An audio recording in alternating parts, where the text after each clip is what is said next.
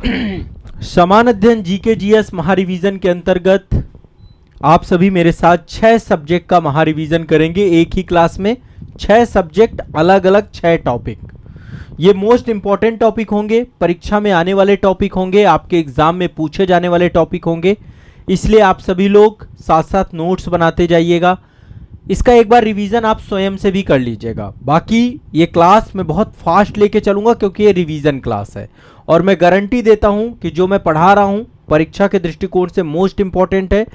जहां पर भी समान अध्ययन आता है, जनरल स्टडी बहुत बड़ा है, बहुत व्यापक है और प्रारंभिक परीक्षा में बहुत सारे क्वेश्चंस आते हैं जीएस से। जीएस तय करता है आपका सिलेक्शन।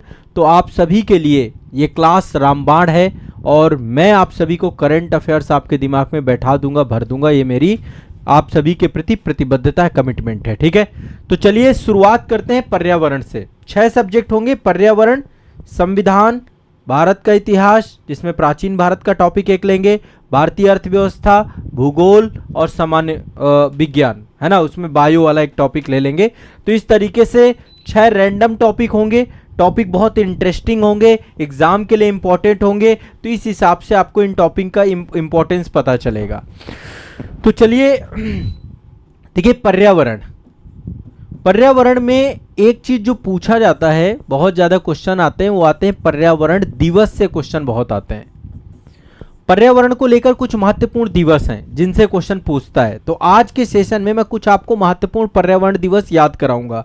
मेरी क्लास का मतलब है साथ साथ याद होते जाना। ठीक है, तो कुछ महत्वपूर्ण दिवस हैं और एक साथ में सारे दिवस तो नहीं बताऊंगा, लेकिन कुछ इंपॉर्टेंट दिवस यहां पे मैं लिखता जा रहा हूं, आप लोग करते जाइएगा। ठीक है, पहला और मोस्ट इंपॉर्टेंट दिवस है विश्व आर्द्र भूमि दिवस। प्रतिवर्ष मनाए जाते हैं ये विश्व आर्द्र भूमि दिवस। आप सभी को पता है एक रामसर कन्वेंशन हुआ है आर्द्र भूमि संरक्षण को लेकर के, विश्व आर्द्र भूमि दिवस।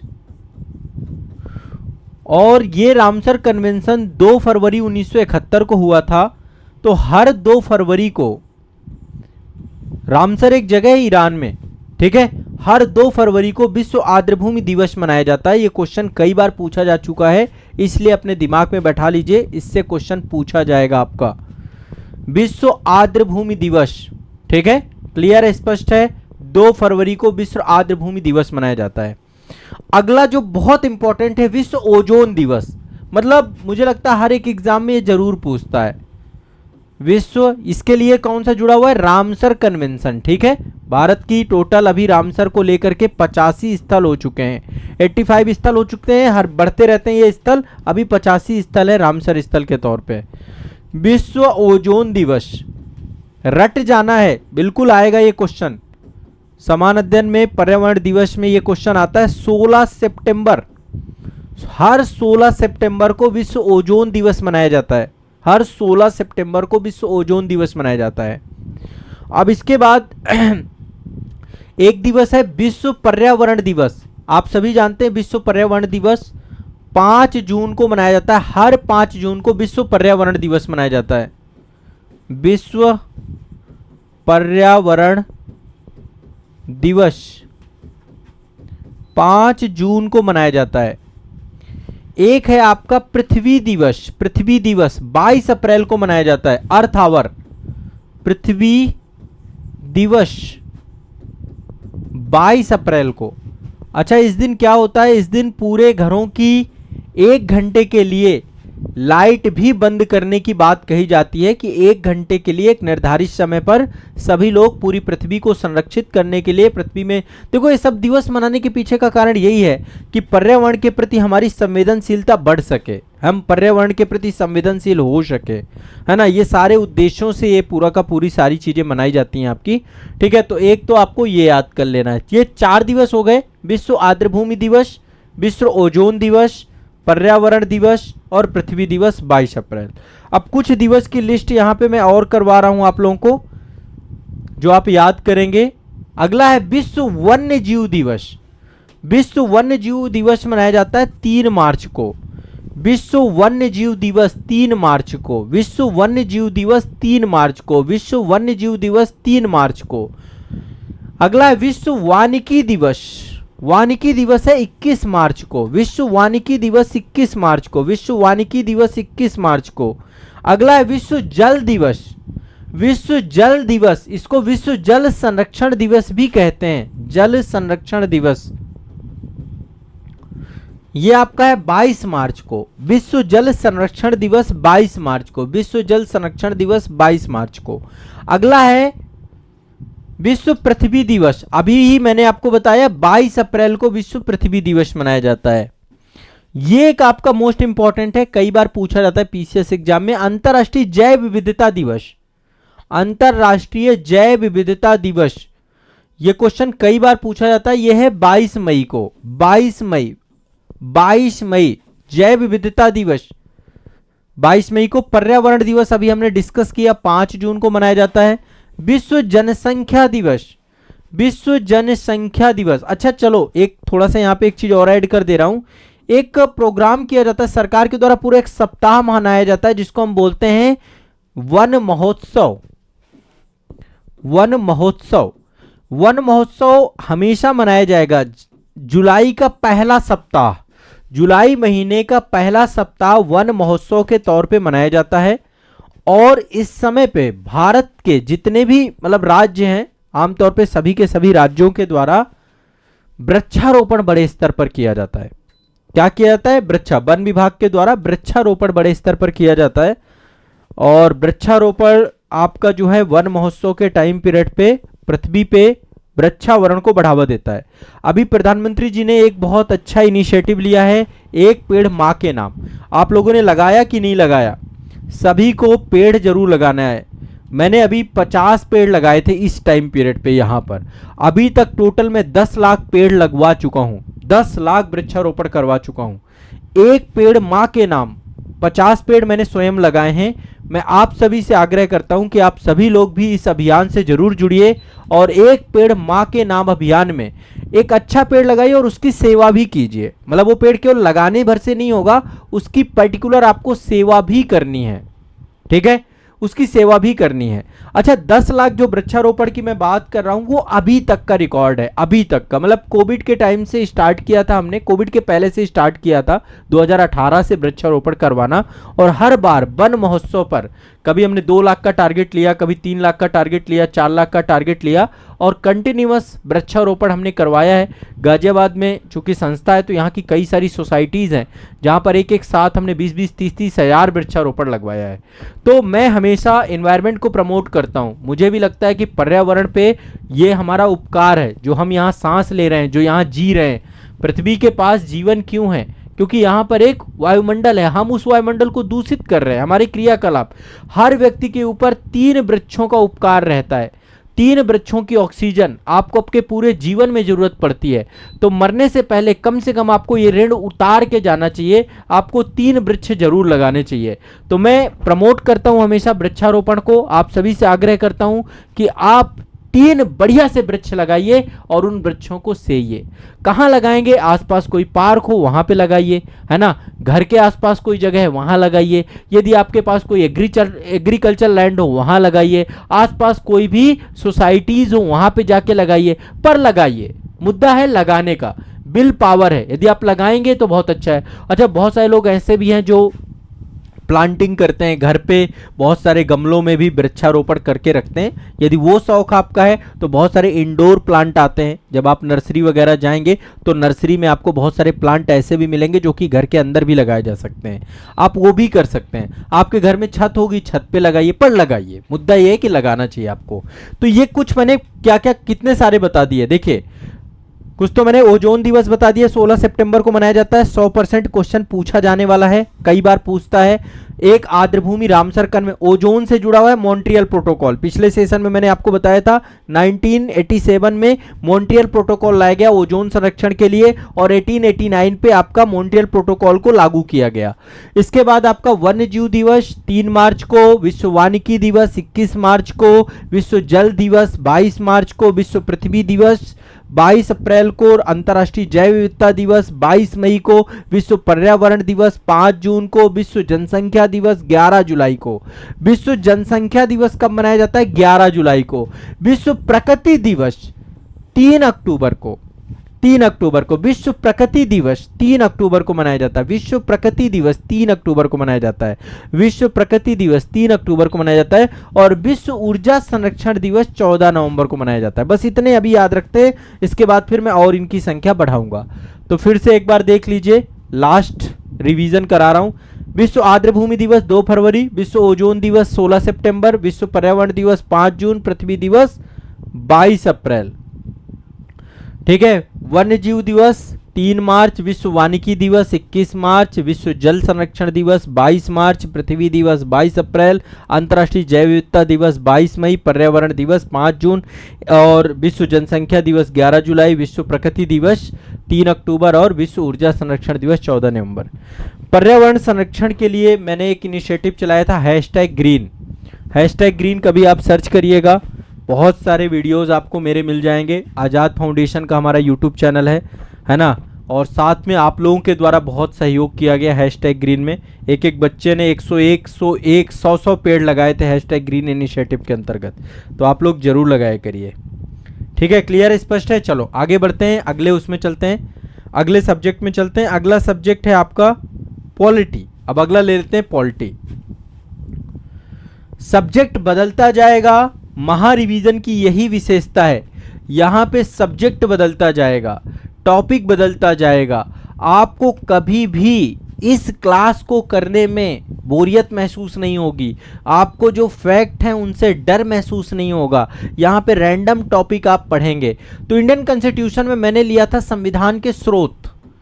यदि आप मेरे 3 संस्करण पहले के पढ़ेंगे तो वहां पे मैं बहुत कुछ पढ़ा चुका हूं। हर बार मैं कुछ नया टॉपिक लेता हूं, हर बार मैं कुछ नया टॉपिक लेता हूं। तो इस बार मैं आपको यहां पे बता रहा हूं संविधान के स्रोत। संविधान के स्रोत में ब्रिटेन से क्या क्या चीजें ली गई, पिछले सेशन पे हमारा डिस्कशन हुआ था। ठीक है, ब्रिटेन के संविधान से क्या क्या पॉइंट हुए हैं। आज चलते हैं, डिस्कस करते हैं आयरलैंड के संविधान से भारत के संविधान में क्या क्या लिया गया। आयरलैंड के संविधान से क्या क्या हमने लिया। आयरलैंड, मैंने आपको बताया था कि भारत के संविधान निर्माताओं ने जब संविधान को बनाया तो लगभग 60 से अधिक देशों की संविधान की पुस्तकों को पढ़ा और वहां पे जो अच्छी बातें थीं उन बातों को भारत की परिस्थितियों के अनुकूल भारत के संविधान में सम्मिलित किया। ठीक है, जिससे भारत का संविधान विश्व का सबसे बड़ा, सबसे विस्तृत संविधान बन गया। और यह संविधान जो है अपने आप में बहुत ही प्रभावी है। अब आगे चलते हैं, आयरलैंड के संविधान के तहत हमने क्या क्या लिया। सबसे पहली चीज हमने ली डीपीएसपी। डीपीएसपी, अब देखो डीपीएसपी को हम बोलते हैं राज्य के नीति निर्देशक तत्व, जो कि भाग 4 में है। आर्टिकल 36 से लेकर आर्टिकल 51 तक है। 36 से लेकर 51 तक आपका डीपीएसपी रहता है। ठीक है, मैं डीपीएसपी वगैरह सब पढ़ा चुका हूं। यदि आप देखेंगे तो महत्वपूर्ण अनुच्छेद वगैरह पिछले, इसलिए मैं कह रहा हूं पिछले वाले जरूर देखिएगा आप लोग। अभी मैं पर्यावरण के दिवस आगे फिर पढ़ा दूंगा, अभी टेंशन ना लो, अभी खत्म थोड़ा ना हो गए। अभी मेन पढ़ाए गए, बाकी फिर पढ़ाए जाएंगे अभी अगली क्लासेस में भी। आयरलैंड से डीपीएसपी लिया गया है। कई जगह पे जो हमारा भारत शासन अधिनियम 1935 है वहां पर अनुदेश प्रपत्र थे। क्या थे? अनुदेश प्रपत्र। अनुदेश प्रपत्र से भी डीपीएसपी को माना जाता है कि लिया गया है। तो कई बार क्वेश्चन पूछेगा कि निम्नलिखित में से कहां से भारत के नीति तत्वों को लिया गया है। वैसे इसका सही आंसर आयरलैंड का संविधान है, लेकिन अनुदेश प्रपत्र कहीं पे सही है आंसर। 1-2 बार क्वेश्चन पूछा जा चुका है, तो वो भी चीज आप यहां पे मान लेंगे सही। ठीक है, दूसरी चीज क्या ली गई है? राज्यसभा आपकी है। राज्यसभा में सदस्यों की संख्या कितनी है? 12 सदस्यों को मनोनीत किया जाता है, मनोनयन किया जाता है। 12 मेंबर्स का मनोनयन जो राज्यसभा में होता है वो आयरलैंड के संविधान से ही लिया गया है। और ये 12 सदस्य 4 आधारों पर नॉमिनेटेड किए जाते हैं: समाज सेवा, कला, विज्ञान, समाज सेवा, कला, विज्ञान, और एक आधार और कौन सा है आपका? साहित्य। साहित्य। तभी आप देखते हैं बड़े बड़े सेलिब्रिटी आपको राज्यसभा में देखने को मिलते हैं। वो सेलिब्रिटी सामान्य लोग नहीं है, वो इन सब क्षेत्रों के अग्रणी लोग हैं, है ना। सचिन तेंदुलकर साहब को राज्यसभा का मेंबर बनाया गया।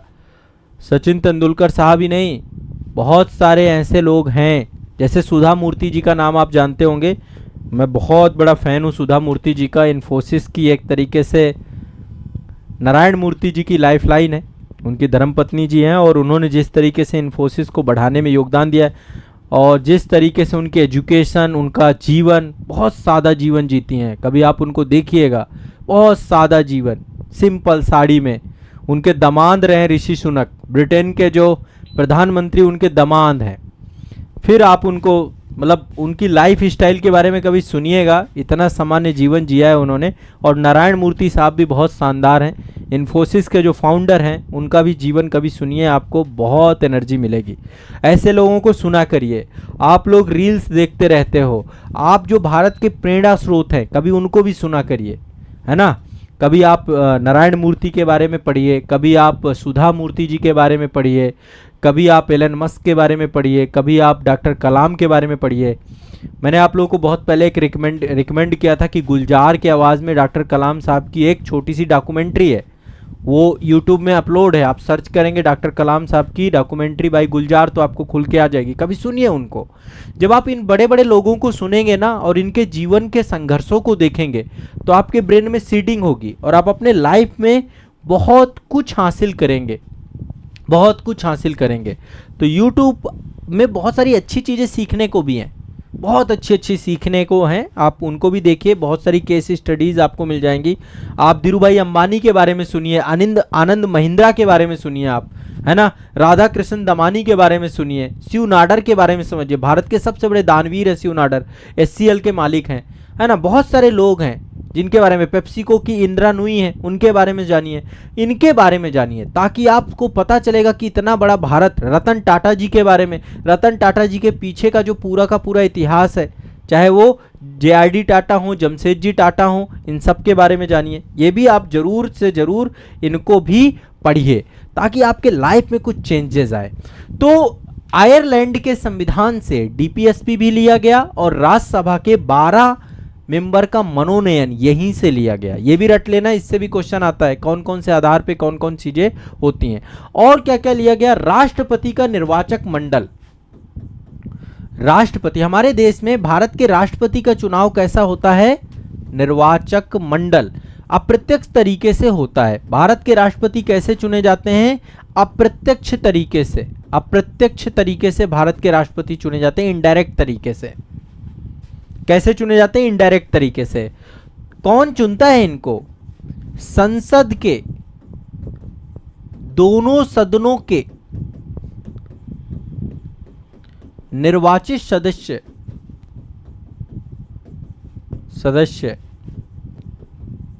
और राज्य विधानमंडलों के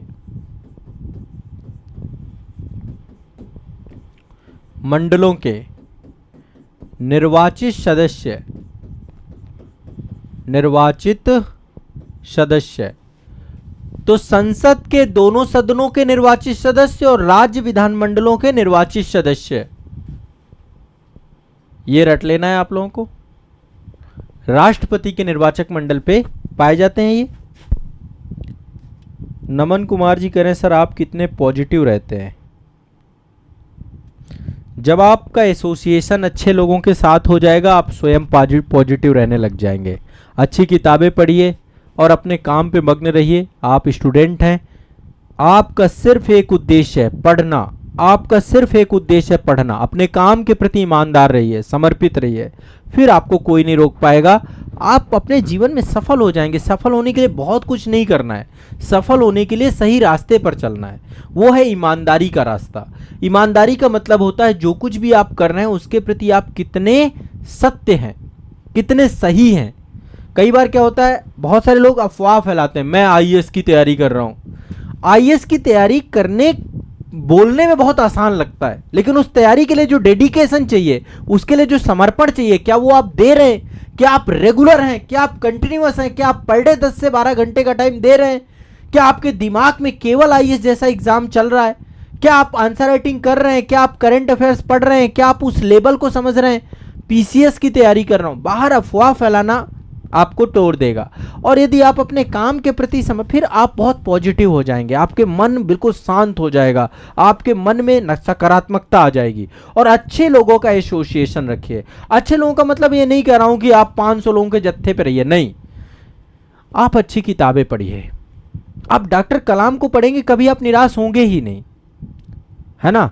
आप जब बड़े बड़े टाइकून्स को पढ़ेंगे, बड़े बड़े बिजनेस मॉडल्स जो हैं, बिजनेस वाले हैं, बड़े बड़े साइंटिस्ट को पढ़ेंगे, तब आपके अंदर कभी निराशा नहीं आएगी, क्योंकि उनके जीवन के संघर्षों से आप सीखेंगे। हमारे फ्रीडम फाइटर्स को पढ़िए। बहुत सारे लोग भगत सिंह पता है कितना पढ़ते थे, बहुत कम उम्र के थे भगत सिंह। उन्होंने देश के लिए अपना सर्वस्व निछावर कर दिया। 250 से 300 किताबें पढ़ी थी उन्होंने इतने कम उम्र में। और उन्होंने कितने सारे थॉट्स दिए थे, कितने सारे विचार उनके आते थे उस समय की समकालीन पत्रिकाओं में। कभी आप भगत सिंह को पढ़िए, कैसे उन्होंने अंतरराष्ट्रीयतावाद के बारे में बात की, कैसे उन्होंने सोशलिज्म को लेकर के बात की। तो बहुत सारे लोग भगत सिंह को सिर्फ क्रांति का नाम जानते हैं। क्रांति तो उनका सिर्फ एक पहलू है। वो एक बहुत बड़े सेलेक्टिव रीडर थे जो हर समय पढ़ते रहते थे। भगत सिंह के पास हर टाइम एक बुक होती थी। उन्होंने बहुत सारी अंतरराष्ट्रीय किताबें पढ़ी। आप किताबों से जिस दिन दोस्ती बना लोगे, अच्छी किताबें पढ़ने लग जाओगे, आप मोस्ट पॉजिटिव हो जाओगे। आपके अंदर का सारा सिनेरियो बदलने लग जाएगा, आपके अंदर का कंप्लीट एनवायरनमेंट बदलने लग जाएगा। मैं आप सबको सिर्फ एक ही चीज दे करके जा रहा हूं, अच्छी किताबों का साथ पकड़िए। और अच्छी किताबों का साथ जिस दिन पकड़ लेंगे, अच्छे यूट्यूब चैनल्स देखिए, अच्छा कंटेंट देखिए, अच्छा कंटेंट कंज्यूम करिए, फिर धीरे धीरे आपके अंदर सकारात्मकता आ जाएगी। और ऐसे किसी भी व्यक्ति के पास मत रहिए जो नकारात्मक हो, जो निगेटिव हो। कोई यदि आपका मित्र है बहुत निगेटिव है, आपको भी कुछ लोग ऐसे होते हैं जो आपको बिल्कुल निराश कर देंगे, हताश कर देंगे, उनका साथ छोड़ दीजिए। मत डरिए, कुछ नहीं, वो आपको बेनिफिट होगा नहीं, वो आपको लीप देंगे, आपको खत्म कर देंगे। ऐसे किसी भी नकारात्मक व्यक्ति के, हाँ, दूसरों के साथ जब रहिए आप उन्हें पॉजिटिव करिए, उनको एम्पावर्ड करिए, है ना। निराशा भरी चीजें अच्छी नहीं होती हैं, वो लाइफ को खराब करती हैं। ठीक है, तो ये 3 चीजें आपको याद कर लेनी। आयरलैंड के संविधान से डीपीएसपी लिया गया है, फर्स्ट थिंग। 12 सदस्यों का राज्यसभा में मनोनयन लिया गया है। और तीसरी चीज, राष्ट्रपति के निर्वाचक मंडल को लिया गया है। राष्ट्रपति के निर्वाचक मंडल में संसद के दोनों सदनों के निर्वाचित सदस्य होते हैं, राज्य विधानमंडलों के निर्वाचित सदस्य होते हैं। कैसे चुनाव होता है? एकल संक्रमणीय मत पद्धति के माध्यम से। एकल संक्रमणीय मत पद्धति, एकल संक्रमणीय मत पद्धति एवं आनुपातिक प्रतिनिधित्व प्रणाली, आनुपातिक प्रतिनिधित्व प्रणाली, अनुपातिक प्रतिनिधित्व प्रणाली। बस और क्या करना है, बस इतना याद करना है आपको। चलिए, बहुत अच्छी बात है। जो लोग अपने हाथ में हमेशा बुक रखते हैं, आप जल्द से जल्द सफल होंगे अपने जीवन में। पढ़ना है बस। और एक चीज़ और बता रहा हूँ, घर पे एक लाइब्रेरी बनाइए, अच्छी लाइब्रेरी बनाइए। घर पे एक लाइब्रेरी बनाइए, किताबें भर दीजिए, पढ़िए उनको बढ़िया से मन लगा के। और जीवन में जब कभी बड़े होइएगा, पैसे कमाइएगा, अपना खुद का घर बनाइएगा, सबसे पहले एक लाइब्रेरी बनाइएगा। लोग सबसे पहले किचन बनाते हैं ताकि पेट की पूजा हो सके, इसकी पूजा कौन करेगा? एक लाइब्रेरी बनाइएगा, ठीक है। और उस लाइब्रेरी में बढ़िया किताबें रखिएगा, हर टाइप की किताब। मैं भी कोशिश करता हूँ हर टाइप की किताब को पढ़ने का, और मैं आपको भी सजेशन दे रहा हूँ। अभी आप डरिए मत, जीवन भर पढ़ना है। और एक चीज़ और बताऊँ, कुछ लोग पढ़ने को बहुत बड़ी बात मान बैठते हैं। देखो, हमने जो रास्ता चुना है ना, जैसे आप मेरे लिए कहे पढ़ना बहुत सामान्य बात है। क्यों? अब हमें जीवन भर पढ़ना है। एज अ टीचर मुझे लाइफ टाइम पढ़ना है। मेरे लिए पढ़ना बहुत सामान्य सी बात है। मैं पढ़ने को बहुत बड़ी बात नहीं मान के चलता हूँ। मैं इसको प्यार करता हूँ, पढ़ाई को, पढ़ाना भी और पढ़ना भी। क्यों? क्योंकि ये जीवन भर की चीज है। अब लाइफ टाइम ऐसा मार्ग हमने चुना है, ऐसा पाथ चुना है कि हम पढ़ाई नहीं छोड़ सकते हैं। तो क्यों ना उसको खुशी खुशी किया जाए, क्यों ना उसे हैप्पीनेस के साथ किया जाए। और एक चीज ध्यान सुनिएगा, आप लोग आईएएस बनने जा रहे हो, पीसीएस बनना चाह रहे हो, लाइफ टाइम लर्निंग होगी। अब आपकी जीवन भर आपको पढ़ना है। कभी भी पढ़ाई से रास्ता नहीं टूटेगा आपका। सिलेक्शन के बाद और भी ज्यादा पढ़ना है। ट्रेनिंग सेंटर पे जाओगे, वहां पे अलग एग्जाम होंगे। तो जब चूंकि पढ़ना ही है तो क्यों ना खुशी खुशी पढ़ा जाए, हंसते हंसते पढ़ा जाए, मस्ती के साथ पढ़ा जाए, पढ़ने में ऐसा हो जाए कि दिमाग में बिल्कुल बत्तियां खुल जाएं। ऐसी पढ़ाई करना सीखिए अपने लाइफ में, फिर पढ़ाई का डर खत्म हो जाएगा आपके जीवन से। लोग डर डर के पढ़ रहे हैं, ऐसा लग रहा है पता नहीं वो कौन सा भार तोड़ रहे हैं, है ना। पढ़ने वाले पढ़ते हैं और बहुत बड़ी चीजें नहीं है ये। चलिए पॉलिटी के बाद सब्जेक्ट चेंज कर रहे हैं, अगले सब्जेक्ट में जा रहे हैं। अगला सब्जेक्ट है इतिहास। इतिहास में देखो, पिछले सेशन में मैंने आपको विदेशी आक्रमणकारी सारे बताए थे कि भारत में समय समय पर बहुत सारे विदेशी आए और उन्होंने बहुत सारे आक्रमण किए। ठीक है, कई सारे आक्रमणकारी है, मैंने प्राचीन से लेकर अब तक के बताए थे। इसके बाद मैंने ईरानी आक्रमण भी बताए थे। एक बार मैं थोड़ा रिवाइज करा देता हूं। सबसे पहला आक्रमण ईरानियों का हुआ, है ना। फिर यूनानी आक्रमण हुआ, फिर हिंदी यवन, पलाहव, कुषाण, शक, ये सारे आक्रमण हुए। हूणों का आक्रमण हुआ, अरबों का आक्रमण हुआ, तुर्कों का आक्रमण हुआ, मंगोलों का आक्रमण हुआ, अफगानों का आक्रमण हुआ, तैमूर का आक्रमण हुआ, मुगलों का आक्रमण हुआ, नादिर शाह ने आक्रमण किया, अहमद शाह अब्दाली ने आक्रमण किया और यूरोपियों ने आक्रमण किया। यूरोपीय आए तो यहाँ पे आने के बाद ऐसा नहीं शांति से आके रहे हों, लड़ाई लड़े यहाँ पे, दे दनादन दे दनादन। पुर्तगाली भी लड़े, डच भी लड़े, अंग्रेज भी लड़े, डेनिश भी लड़े, फ्रेंच भी लड़े, स्वीडिश भी लड़े, तो सब लड़े। फिर इनसे हम सब लड़े फिर हमारा स्वतंत्रता संघर्ष चालू होता है। पहले भारत होता है गुलाम, फिर भारत होता है आजाद। तो लड़ाई का इतिहास भी रहा है भारत का इतिहास, जहां पे लड़ाइयों पे लड़ाई होती रही। तो बहुत सारे विदेशी आक्रांता भारत आए। मैंने आपको पिछले सेशन में बताया था ईरानियों के बारे में कि पहला जो हमला किया था वो ईरानियों ने किया था। साइरस द्वितीय ने पहला हमला किया लेकिन असफल हो गया।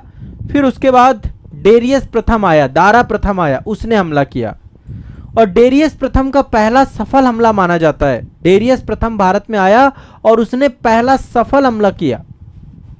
ठीक है, इसके बाद दारा के बहुत सारे उत्तराधिकारी थे। दारा के बहुत सारे उत्तराधिकारी थे, जैसे छयार्स,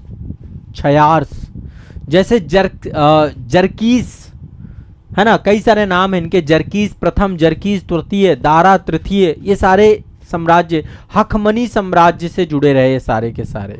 ठीक है, अब यहाँ पर एक चीज मैं बता रहा हूँ, जब पारसी भारत आए, इनको हम ईरानी आक्रमण या पारसी आक्रमण करते हैं, इसका इम्पैक्ट पड़ा भारत में, क्या प्रभाव पड़ा। पहली बात, इंडियन कल्चर से इन्होंने इंडियन कल्चर को प्रभावित भी किया और प्रभावित भी हुए। सबसे पहली चीज, खरोष्टी लिपि का विकास हुआ। खरोष्टी लिपि का विकास हुआ। खरोष्टी लिपि, देखिए एक तो ब्राह्मी लिपि है, दूसरी खरोष्टी लिपि है। खरोष्टी लिपि दाएं से बाएं लिखी जाती है, जैसे उर्दू लिखते हैं ना, दाएं से बाएं, दाएं से बाएं। खरोष्टी लिपि ऐसे लिखी जाती है, दाएं से बाएं। उर्दू लिखते हैं ना, दाएं से बाएं, ऐसे ऐसे लिखते हैं। अभी आप जो लिखते हो ना, आप ऐसे लिखते हो ब्राह्मी लिपि की तरह। देवनागरी लिपि भी ऐसी है, आप ऐसे लिखते हो। आप कैसे लिखते हो, लेफ्ट टू राइट, फिर left to right, left to right, ये लिखते हो ना। और ये जो खरोष्टी लिपि है, यहाँ पे राइट टू लेफ्ट, इस दिशा में लिखा जाता है। अभी उर्दू भी ऐसे लिखी जाती है, right to left, right to left, right to left, right to left, Kharoshthi लिपि। तो खरोष्टी लिपि का विकास जो हुआ आपका, अशोक के बहुत सारे अभिलेख पाए गए जो कि खरोष्टी में थे, चाहे वो अशोक का मनसेहरा का अभिलेख हो, चाहे सहबाजगढ़ी का अभिलेख हो। ये दो अभिलेख खरोष्टी लिपि में थे, मनसेहरा और सहबाजगढ़ी, ये दोनों खरोष्टी लिपि में थे। ये खरोष्टी लिपि आई कहाँ से, ये आई ईरानी प्रभाव से। ईरान में एक लिपि चलती है अरामाइक लिपि, अरामाइक लिपि का ही प्रभाव खरोष्टी लिपि में देखने को मिलता है। खरोष्टी, ठीक है, ब्राह्मी लिपि या देवनागरी लिपि या अन्य जो लिपियां हैं जो कि लेफ्ट टू राइट लिखते हैं, left to right, left to right, left to right. एक बुस्ट्रोफेडन सिंधु घाटी सभ्यता वालों की है, उन्होंने ऐसे लिखा है, यहां से लिखना चालू किया, फिर यहां से लिखना चालू कर दिया, फिर यहां से लिखना चालू किया। बुस्ट्रोफेडन भाव चित्रात्मक लिपि है। ठीक है तो खरोष्टी लिपि कहां से आई, ईरानियों के प्रभाव से। आपको प्रभाव ये पता होना चाहिए, फारस का प्रभाव पड़ा। ठीक है, एक तो ये दिमाग में बैठा के रख लेना है, बहुत इंपॉर्टेंट है, मोस्ट इंपॉर्टेंट है। इसके बाद जो है, चूंकि ईरानी पहले भारत आए तो भारतीय संस्कृति से प्रभावित हुए ईरानी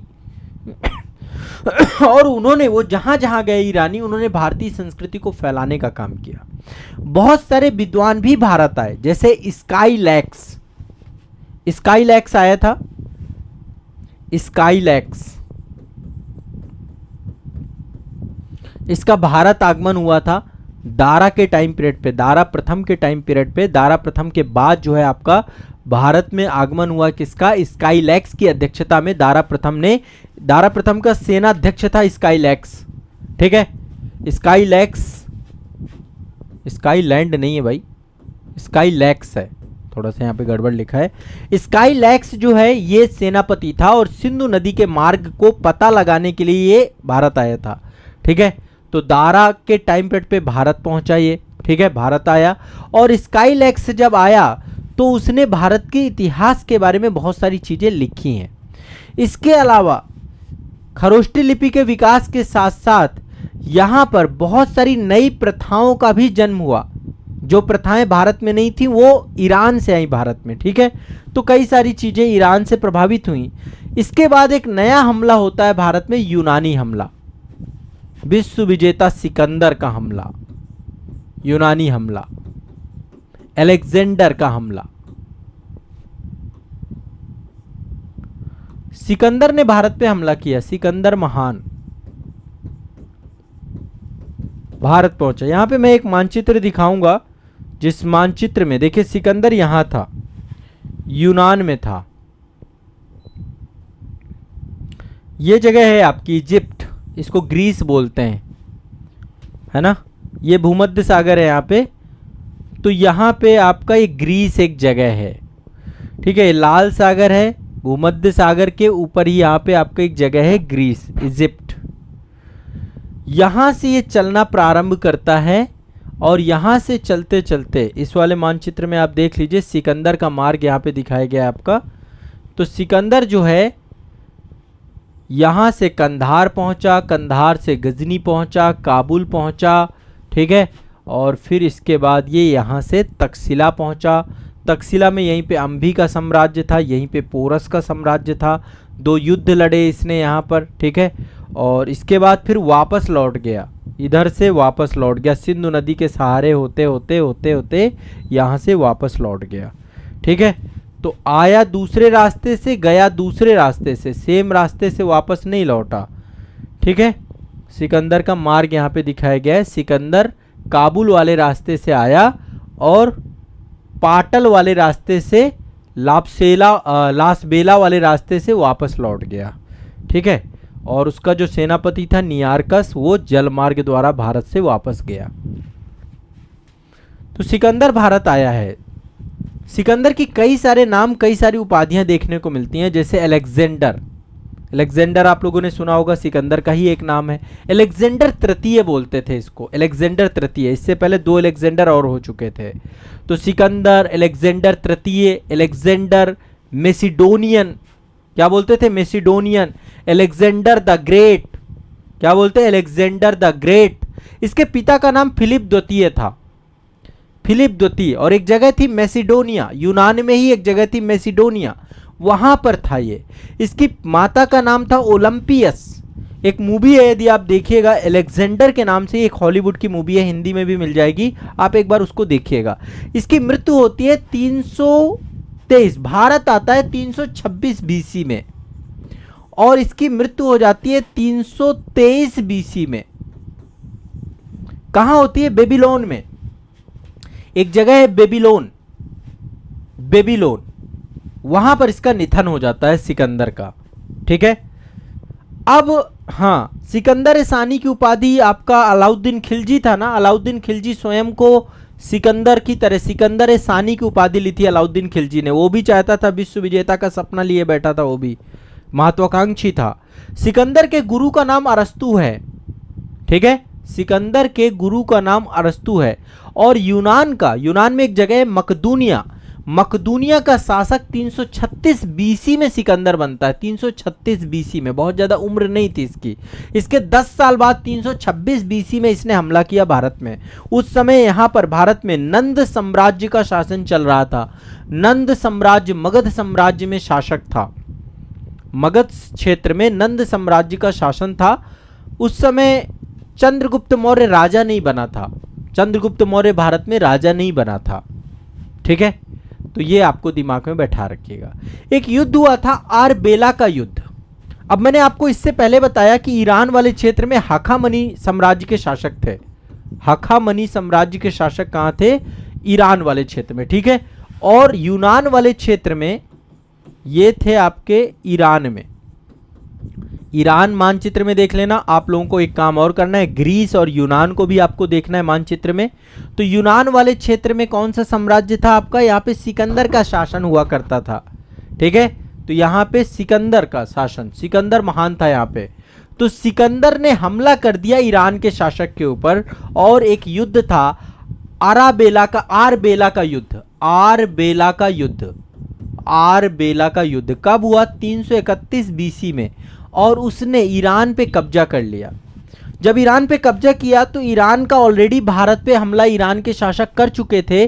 तो भारतीय संस्कृति के बारे में पहली बार सिकंदर को यहाँ से पता चला, हाखामनी साम्राज्य के शासकों के द्वारा ही भारत के बारे में जानकारी मिली।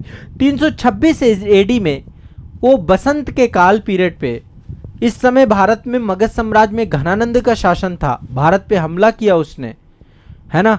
लेकिन हमला करते समय उसने दो शासकों को, यहाँ पे कई सारे छोटे छोटे शासकों को भी उसने पराजित किया। लेकिन यहाँ पे एक राजा था अंभी एक राजा था। उस राजा ने मदद की, उसने सरेंडर कर दिया, समर्पण कर दिया। किसके सामने? सिकंदर के सामने समर्पण कर दिया। पोरस ने नहीं किया, पुरु ने नहीं किया। और पुरु बहुत ही स्वाभिमानी शासक थे, राष्ट्र को बचा करके रखने वाले शासक थे, स्वराज्य के समर्थक थे। तो जब सिकंदर ने हमला किया तो अंबी ने क्या किया? अंबी तक्षशिला का शासक हुआ करता था उस समय, तक्षशिला का शासक। इसने कंप्लीट सरेंडर कर दिया। पोरस और अंबी के बीच में भी विवाद रहता था। अंबी ने मदद की और प्रमोट किया कि जाकर के सिकंदर किस पे हमला करे? पोरस पे जाकर के हमला करे, ठीक है। और बाद में पोरस पे हमला होता भी है। यहाँ पर वितास्ता का युद्ध होता है, आप सभी ने सुना ही था।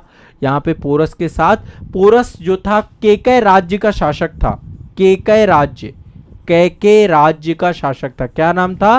केकय राज्य का शासक था, ठीक है। यहाँ पे कई सारे छोटे छोटे राज्य थे, ठीक है, कई राज्य थे। पोरस ने प्रतिरोध किया, ठीक है। इसके बाद अभिसार एक शासक था, क्षुद्रक एक शासक था, मालव राज्य के शासक थे, अश्वक राज्य के शासक थे, पुष्प कलावती राज्य के शासक थे, गंधार राज्य के शासक थे। इन सभी राज्यों के शासकों ने सिकंदर का प्रतिरोध किया, जिसमें पोरस ने सबसे ज्यादा प्रभावी तरीके से इसको रोकने का प्रयास किया। अंबी ने उसको सपोर्ट किया और जिसके परिणाम स्वरूप पोरस बाद में पराजित हो गए।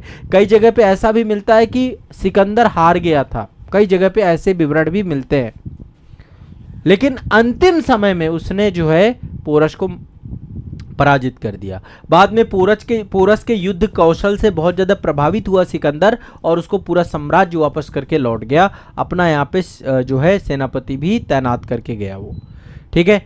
तो ये आपको दिमाग में बैठा के रखना है। क्लियर है? स्पष्ट है? अब सिकंदर ने यहाँ पर कई सारे नगर बनाए हैं। एक तो नगर बनाया उसने निकैया, एक नगर है यहाँ पे देखिए निकैया। निकैया नगर का हिंदी का मतलब है विजय नगर। सिकंदर ने चूंकि भारत में विजय प्राप्ति की थी तो उसने एक शहर बनाया था निकैया। निकैया नगर उसी ने ही इस्टेब्लिशमेंट किया है। और एक शहर बनाया उसने बौकेफला। बौकेफला क्या है? बौकेफला उसके घोड़े का नाम था। बौकेफला उसके घोड़े का नाम था। सिकंदर के घोड़े का नाम था बौकेफला। तो अपने प्रिय घोड़े के नाम पर उसने क्या किया? निकैया और बौकेफला दो शहर स्थापित किए, दो सिटीज स्थापित की उसने। बौकेफला, ठीक है, दो शहर स्थापित किए। बौकेफला आप याद रखना, इंपॉर्टेंट है। अपने प्रिय घोड़े के नाम पर उसने, चूंकि यहां पर उसके प्रिय घोड़े की मृत्यु हो जाती है, ठीक है। तो हकमनी साम्राज्य के ध्वंसावशेषों पर सिकंदर का अधिकार हो गया और सिकंदर ने हकमनी साम्राज्य के दारा तृतीय को आरबेला के युद्ध में पराजित कर दिया और उसकी सीमाएं जो है भारतीय सीमा से स्पर्श करने लगी। तो उसने भारत पे हमला करने की योजना बनाई। 336 ईसा पूर्व सिकंदर मैसिडोनिया का राजा बना। मैसिडोनिया एक जगह का नाम है जो कि यूनान में पड़ता है, और उसने अपनी स्थिति को मैसिडोनिया में सुदृढ़ किया। सुदृढ़ करने के बाद वो विश्व विजय का सपना लेकर के बाहर निकला। उसने टर्की को जीता, सीरिया को जीता, मिस्र को जीता, बेबीलोन को जीता, बैक्ट्रिया को जीता, है ना, सिंडियाना को जीता। लगातार जीतते जीतते ईरान को भी जीता और फिर भारत को भी जीतने निकल पहुंचा। तो लगातार कंटिन्यूअस उसने जीता। फिर से बता रहा हूं, टर्की एशिया माइनर वाले क्षेत्र को जीता उसने, पूरे सीरिया को जीता, मिस्र को जीता, बेबीलोन को जीता, बैक्ट्रिया को जीता और सिंडियाना को जीता। ठीक है, और फिर ईरान को भी जीता उसने। हकामनी साम्राज्य के शासकों को भी पराजित कर दिया। अब जब वो लगातार युद्ध कर रहा था तो बहुत सारे शासकों को अपना दुश्मन भी बनाता जा रहा था, उसके दुश्मन भी बढ़ते जा रहे थे। हाँ चलिए, कंटिन्यूअस आप लोग सब लोग इन्वॉल्व रहिए, कमेंट सेक्शन पे एक्टिव रहिए। कमेंट सेक्शन में बीच बीच में कमेंट करते जाना है। जहां पे आपको कोई समझ में ना आए बात, वो भी समझते रहना है, मेरा काम होगा। टेंशन मत लीजिए, जीके जीएस बहुत आसान है, बहुत इजी सब्जेक्ट है। इतना इजी है, जब मैं इसे फाउंडेशन कोर्स में पढ़ाता हूँ एक स्टोरी की तरह बहुत आसान भाषा में, नोट्स भी बनवाता हूँ, लिखवाता भी हूँ। यहाँ पे मैं रिवीजन करा रहा हूँ, मैं अभी रिवीजन के मोड पे हूँ। ठीक है, ये रिवीजन वाली क्लास है, और रिवीजन वाली क्लास में मैं आपको गति के साथ रिवीजन कराता हूँ। यहाँ पे भी आपको पूरे सब्जेक्ट का, पूरे सिलेबस का रिवीजन होता है। इसलिए समान अध्ययन मेरे साथ आप पढ़ोगे, आप कभी भी डर खत्म कर दूंगा। समान अध्ययन से डरना ही नहीं है, बहुत ही आसान सब्जेक्ट है। इतना आसान सब्जेक्ट कोई है ही नहीं, है ना। ये तो हवा बना दिया गया है, जीएस जीएस जीएस, कुछ भी जीएस बड़ी नहीं है। जीएस को पढ़ाने वाला चाहिए। मैं आप सभी को गारंटी लेता हूं कि मैं जीएस को बिल्कुल हलवा बना के रख दूंगा, और उसी गति में मैं पिछले 10 सालों से पढ़ा रहा हूं समान अध्ययन। ठीक है, तो सिकंदर के द्वारा फारस को जीता गया। फारस मतलब ईरान को जीता गया। फिर भारत में हमला किया गया। यहाँ पे बहुत सारे छोटे छोटे जनपद, स्वतंत्र राज्य, गणतंत्र विद्यमान थे। लगभग 28 राज्य थे यहाँ पर, लेकिन ये 28 राज्य एकजुट नहीं थे। ये आपस में ही एक दूसरे से हमला करते रहते थे, संगठित नहीं थे। और ऐसे में सिकंदर को ये सबसे सही जगह लगी कि यहाँ पे सारे एकजुट नहीं हैं, यहाँ पे हमला करेगा तो उसका साम्राज्य विस्तार होगा। और ऐसे में उसने लगातार कंटिन्यूअस यहाँ पे हमला किया और बहुत सारे शासकों को उसने जीता। ठीक है, यहाँ पे जितने भी छोटे मोटे साम्राज्य थे, कुछ ने सरेंडर कर दिया और कुछ को उसने जीता, लेकिन कुछ ने उसका क्या किया, विद्रोह किया। ठीक है, तो ये कुछ सामान्य जानकारी भी दे रहा हूं। अभी सिकंदर को लेकर कल के सेशन में और डिटेल में डिस्कस करूंगा। आज के लिए इतना ही रखते हैं।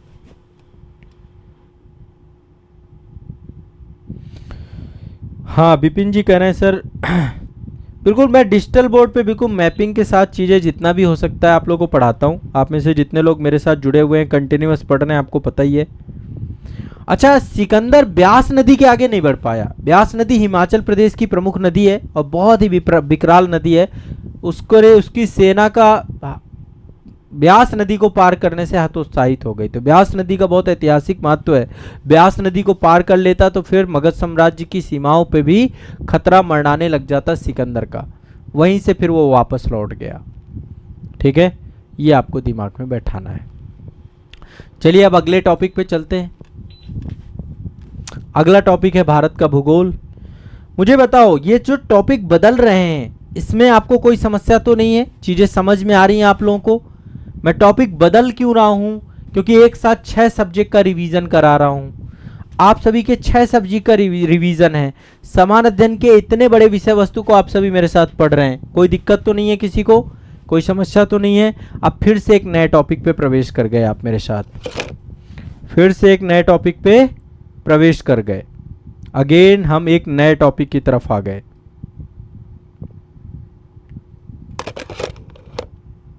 करंट की क्लास चल रही है भाई। सुबह आज क्लास हुई थी करंट अफेयर्स की। सुबह 5:45 पे मॉर्निंग में क्लास होगी।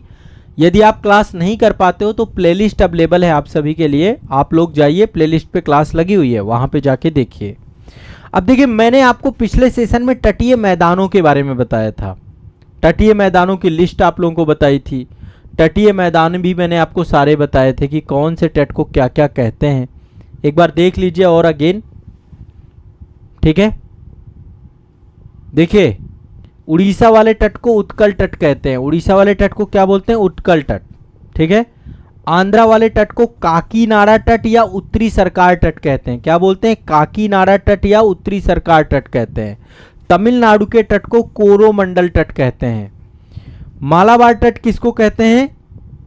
मालाबार तट कहते हैं केरल वाले तट को। कन्नड़ तट कहते हैं कर्नाटक के तट को। कर्नाटक के तट को कन्नड़ तट कहते हैं। महाराष्ट्र और गोवा के तट को कोंकण तट कहते हैं। महाराष्ट्र और गोवा के तट को कोंकण तट कहते हैं और गुजरात के तट को काठियावाड़ तट कहते हैं। क्या बोलते हैं? काठियावाड़ तट। तो ये अलग अलग तट हैं आपके, कुछ आपके पश्चिमी तट पर हैं, कुछ आपके पूर्वी घाट पर है, कुछ पश्चिमी घाट पर है, कुछ पूर्वी घाट पर है।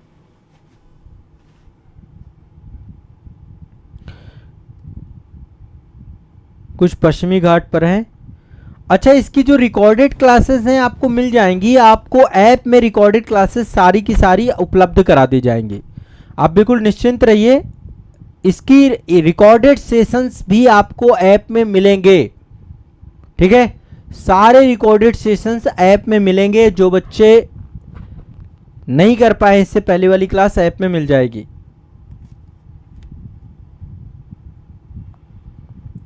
अब मैं आता हूं एक एक करके सारे तटों के बारे में डिस्कस करते हुए। ठीक है, सारे तटों के बारे में एक एक करके हम डिस्कस करते हैं। सबसे पहले बात करते हैं गुजरात के तटों के बारे में। देखो, गुजरात के तट में एक तट तो आपका एक कच्छ का तट है। यहाँ पे कच्छ रीजन पड़ता है ना, रन ऑफ कच्छ, तो कच्छ का तट है। और दूसरा तट जो यहाँ पे है ये है काठियावाड़ तट। ये दो तट हैं यहाँ पर।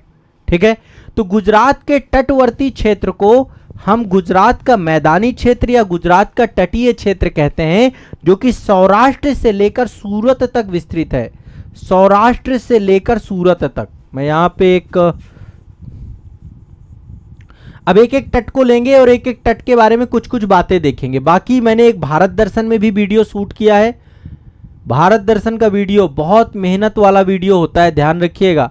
आप सभी लोगों से आग्रह है कि आप लोग जरूर से जरूर मेरे भारत दर्शन की वीडियो देखा करिए, है ना। मैं केरल जा करके वीडियो शूट करके लाया हूँ आप लोगों के लिए। इस मालाबार तट पे खड़े होकर के मैंने सारे तट आपको बताए हैं। तो यहाँ पे दो तट हैं आपके। ठीक है, एक कच्छ का तट है, दूसरा काठियावाड़ तट है। ठीक है, यहाँ पर कई सारे, जैसे सरक्रीक के बारे में आपने सुना होगा। सरक्रीक आपका जो है भारत पाकिस्तान के बीच में विवाद भी है। दरअसल सरक्रीक क्या है? जलीय क्षेत्र है। जब यहाँ पे ज्वार भाटा जैसी स्थिति रहती है, कभी ये झील में परिवर्तित हो जाता है, कभी दलदल में परिवर्तित हो जाता है। तो चूंकि झील में, चूंकि जब बहुत ज़्यादा पानी होता है, तो जब बहुत ज़्यादा पानी होता है तो ये पूरा पानी बन जाता है, वाटर बॉडी बन जाता है। और जब पानी नीचे चला जाता है तो ये दलदल में कन्वर्ट हो जाता है। तो पाकिस्तान कहता है चूंकि ये वाटर बॉडी है तो इसमें दोनों का बराबर हिस्सा है, पाकिस्तान का भी और भारत का भी। भारत कहता है नहीं नहीं भाई, वाटर बॉडी नहीं है, ये तो एक दलदल है। सरक्रीक आपका, है ना, ये एक भौगोलिक संरचना है आपका। सरक्रीक में मतलब जो हिस्सा समंदर में थोड़ा प्रवेश कर जाए, आपका क्रीक कहते हैं उसका। सर क्रीक, कोरी क्रीक और दलदली क्षेत्र, नमयुक्त क्षेत्र, जहां पर ज्वार भाटा की स्थिति में पानी भी भर जाता है और पानी भी कम हो जाता है। तो भारत ने कहा कि ये तो भारत के अधिकार क्षेत्र में, और ये काफी लंबे समय से विवाद चल रहा है। तो कच्छ वाले रीजन में सर क्रीक, कोरी क्रीक, कच्छ की खाड़ी, खंबात की खाड़ी, यहाँ पे आपका देखते हैं ये वाला जगह जो है ये है खंबात की खाड़ी। ये वाला रीजन आपका कच्छ की खाड़ी का है। ठीक है, खंबात की खाड़ी और कच्छ की खाड़ी, यहाँ पे ज्वार बहुत हाई टाइड्स आते हैं क्योंकि ये बहुत सकरे हैं ना आपके दोनों खाड़ी क्षेत्र। ठीक है, तो एक तो ये है आपका गुजरात वाला क्षेत्र। दूसरा है कोंकण तट।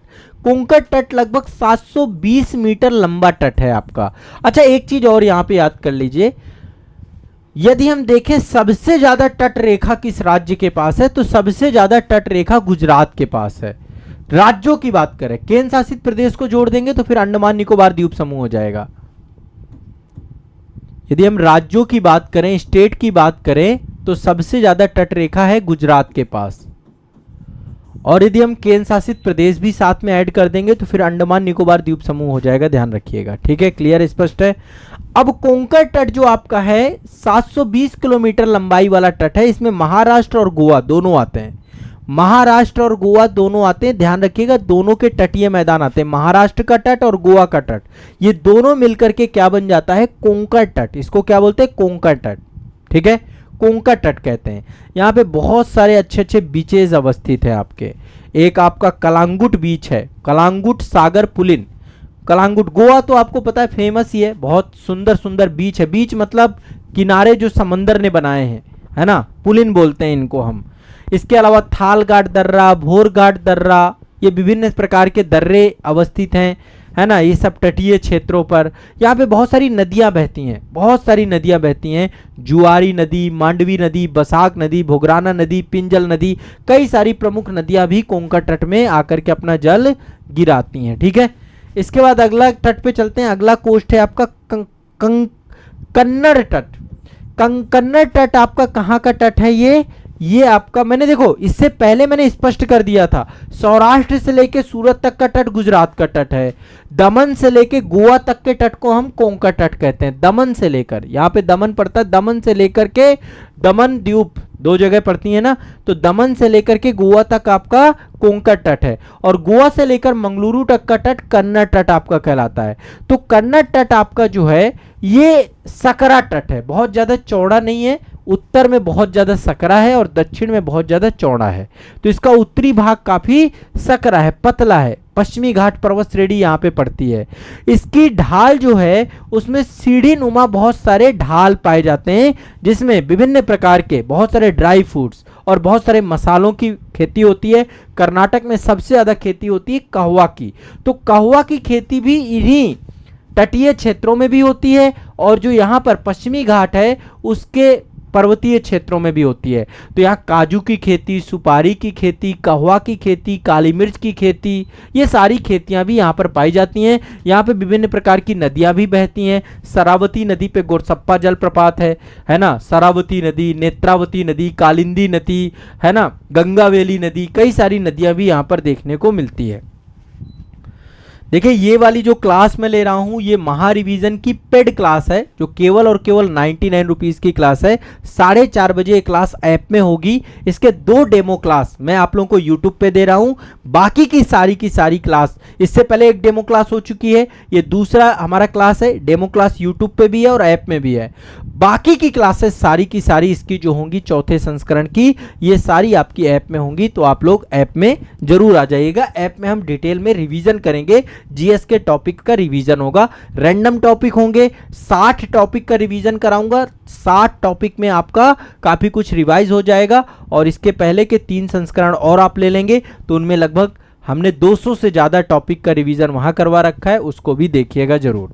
हर बार टॉपिक बदल जाते हैं, हर बार नए टॉपिक का रिवीजन कराता हूं, इसलिए पुराने संस्करण भी आपको देखने हैं।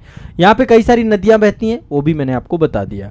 इसके बाद अगला है आपका मालाबार तट। मालाबार तट, मालाबार तट मंगलुरु से लेकर कन्याकुमारी तक अवस्थित है। यहाँ पे मंगलुरु पोर्ट पड़ता है कर्नाटक में, यहाँ पे कन्याकुमारी है, कन्याकुमारी तमिलनाडु में पड़ता है आपका।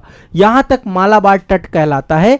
यहाँ पर बहुत सारी कयाल झील पाई जाती हैं, कयाल झील, जिनको हम लैगून कहते हैं। क्या बोलते हैं? लैगून, लैगून भी कहते हैं। इसमें है क्या, जो समंदर का पानी वो स्थल में प्रवेश कर गया है। आप लोग एक भारत दर्शन का मेरा वीडियो देखिएगा, बेम्बनाद झील। बेम्बनाद झील भारत की सबसे लंबी झील है, सबसे बड़ी कयाल झील है। तो बेम्बनाद लेक जो है वो मतलब समंदर का पानी स्थल में प्रवेश कर गया है। ठीक है, तो मंगलोर से लेकर कन्याकुमारी तक मालाबार तट है, और इस लंबे और सकरे तट पर लैगून्स और कयाल पाए जाते हैं। यहाँ पर लेटराइट मिट्टी पाई जाती है। कौन सी मिट्टी पाई जाती है? लेटराइट मिट्टी। यहाँ पर कई प्रकार की, एक तो सबसे ज्यादा मसाले होते हैं, रबर की खेती होती है, रबर प्लांटेशन होता है, मसाला होता है, कहवा होता है, यहाँ पे कहवा होता है। यहाँ पर चाय बागान बहुत सारे हैं, चाय बागान। बाकी टूरिज्म के लिए तो शानदार जगह है, यही है। अभी तक मैंने पूरे भारत को एक्सप्लोर किया है, अभी नॉर्थ ईस्ट नहीं गया हूं, लेकिन यदि मुझसे कहें कि भारत में सबसे अच्छी जगह घूमने की कहाँ है, तो मैं केरल का नाम लूंगा। उसके पीछे 2 कारण है, प्राकृतिक सुंदरता तो है ही, लोग बहुत अच्छे हैं। मुझे केरल के लोग बहुत अच्छे लगे। अभी तक मेरा जितना एक्सपीरियंस है भारत दर्शन का, उसमें केरल जितना सपोर्ट मुझे कहीं नहीं मिला है, और बहुत शानदार, बहुत अच्छे, बहुत ईमानदार लोग यहाँ पर रहते हैं। मसाले, रबर की खेती, कहवा की खेती, चाय बागान, नारियल पानी, नारियल वगैरह जानते हैं ना, नारियल के भी बहुत बड़े बागान पाए जाते हैं यहाँ पे। नारियल, नारियल की खेती भी यहाँ पे होती है बड़े स्तर पे, ठीक है। पेरियार, यहाँ की दो नदियां हैं, पेरियार नदी और भरतपूजा नदी, ठीक है। अच्छा, केरल के तट पर एक विशेष प्रकार की बालू पाई जाती है जिसका नाम है मोनाजाइट बालू। मोनाजाइट बालू यहाँ पे पाई जाती है जिसमें थोरियम के भंडार पाए जाते हैं। मोनाजाइट बालू, मोनाजाइट बालू, ये बालू में थोरियम पाया जाता है जो कि एक नाभिकीय रेडियो एक्टिव तत्व है। थोरियम है ना, थोरियम बहुत भी, भारत में सबसे ज्यादा थोरियम, विश्व में सबसे ज्यादा थोरियम भारत में पाया जाता है, मोनाजाइट थोरियम। कौन सा थोरियम? मोनाजाइट बालू में पाए जाने वाला थोरियम है ये, ठीक है। ये भी आपको दिमाग में बैठा लेना है। क्लियर है, स्पष्ट है? हाँ, चलिए, आप में से कुछ लोगों को काफ़ी सारी चीज़ें पता है, अच्छी बात है। बाकी जिरकॉन भी पाया जाता है, आणविक खनिज बोलते हैं इनको, जिरकॉन, थोरियम, ये सारे यहाँ पे पाए जाते हैं। तो देखिए, मैंने आज के तटीय मैदान पे एक, मतलब देखो, अब ये रिवीजन है, डिटेल में अभी मैं इंडियन ज्योग्राफी की क्लास करवा रहा हूँ, वो बैच के अंदर मैं डिटेल में पढ़ाऊंगा A to Z सारी चीज़ें। अब सब कुछ बता पाना बड़ा कठिन है, देखो ये चीज़ आप भी जानते हैं, ठीक है। तो इसलिए एक चीज़ और यहाँ पे समझिएगा, ये जो पश्चिमी घाट है, पश्चिमी तटीय मैदान है, इसका स्लोप बहुत तेज है, बहुत स्लोप तेज है। आप मेरा एक पेरियार रिवर वाला वीडियो देखिएगा, मैंने पेरियार रिवर में खड़े होकर के एक भारत दर्शन का वीडियो बनाया है। भारत दर्शन की एक प्लेलिस्ट है, वहां पे चले जाइए, वहां पे आपको मिल जाएगा। तो वहां पे मैंने एक वीडियो बना करके, उस वीडियो में मैंने दिखाया है कि कैसे नदी बहुत तेजी से समंदर में जाके मिलती है, क्योंकि इसका ढाल बहुत तेज है। दूसरा, यहाँ पे जितनी भी नदियां पश्चिमी घाट में हैं, ये सारी नदियां एस्चुरी बनाती हैं। क्या बनाती हैं? एस्चुरी, डेल्टा नहीं बनाती, ज्वार नदमुख बनाती हैं। क्या बनाती हैं? ज्वार नदमुख बनाती हैं, ज्वार नदमुख का निर्माण करती हैं। जितनी भी पश्चिमी घाट की नदियां होती हैं, उसके पीछे का कारण है कि यहाँ पे जो है जितना भी मतलब अवसाद लेकर नदियां आती हैं, तो यहाँ पर आकर के अपना अवसाद जितना भी होता है जमा कर देती हैं, और जमा करने, वो जमा नहीं कर पाती हैं बल्कि उसको समंदर पे, अरब सागर पे जाकर के जल अपना गिराती रहती हैं, ठीक है। तो बैक वाटर जो यहाँ पाए जाते हैं उनको कयाल कहा जाता है, लैगून झील कहा जाता है। तो यहाँ पर केरल में कयाल पाए जाते हैं, इससे बहुत क्वेश्चन पूछा जाता है, ये भी रट लीजिएगा। केरल में कयाल, मोनाजाइट बालू, ये दो बड़े फेमस हैं, दोनों तैयार कर लेना, अच्छे से क्वेश्चन आता है। बाकी यहाँ बहुत सारी पर्वत चोटियाँ वगैरह पाई जाती है, पर्वत चोटियाँ हम अलग से ले लेंगे। सबसे हाईएस्ट पीक अनाईमुडी, वहाँ से भी मैंने भारत दर्शन का वीडियो शूट किया है। केरल के भी कई सारे वीडियो अभी मैंने आप लोगों को दिए ही नहीं है, जैसे इडुक्की डैम मैंने शूट किया था, अभी जैसे चाय बागान क्षेत्र मैंने शूट किया है, वो वीडियो अभी मैं आपको जल्दी पब्लिश करूँगा। तो यहाँ पर आप मेरे 3-4 वीडियो जरूर देखिएगा। पेरियार नदी वाला वीडियो प्रैक्टिकली आपको देखने को चीज़ें मिलेंगी।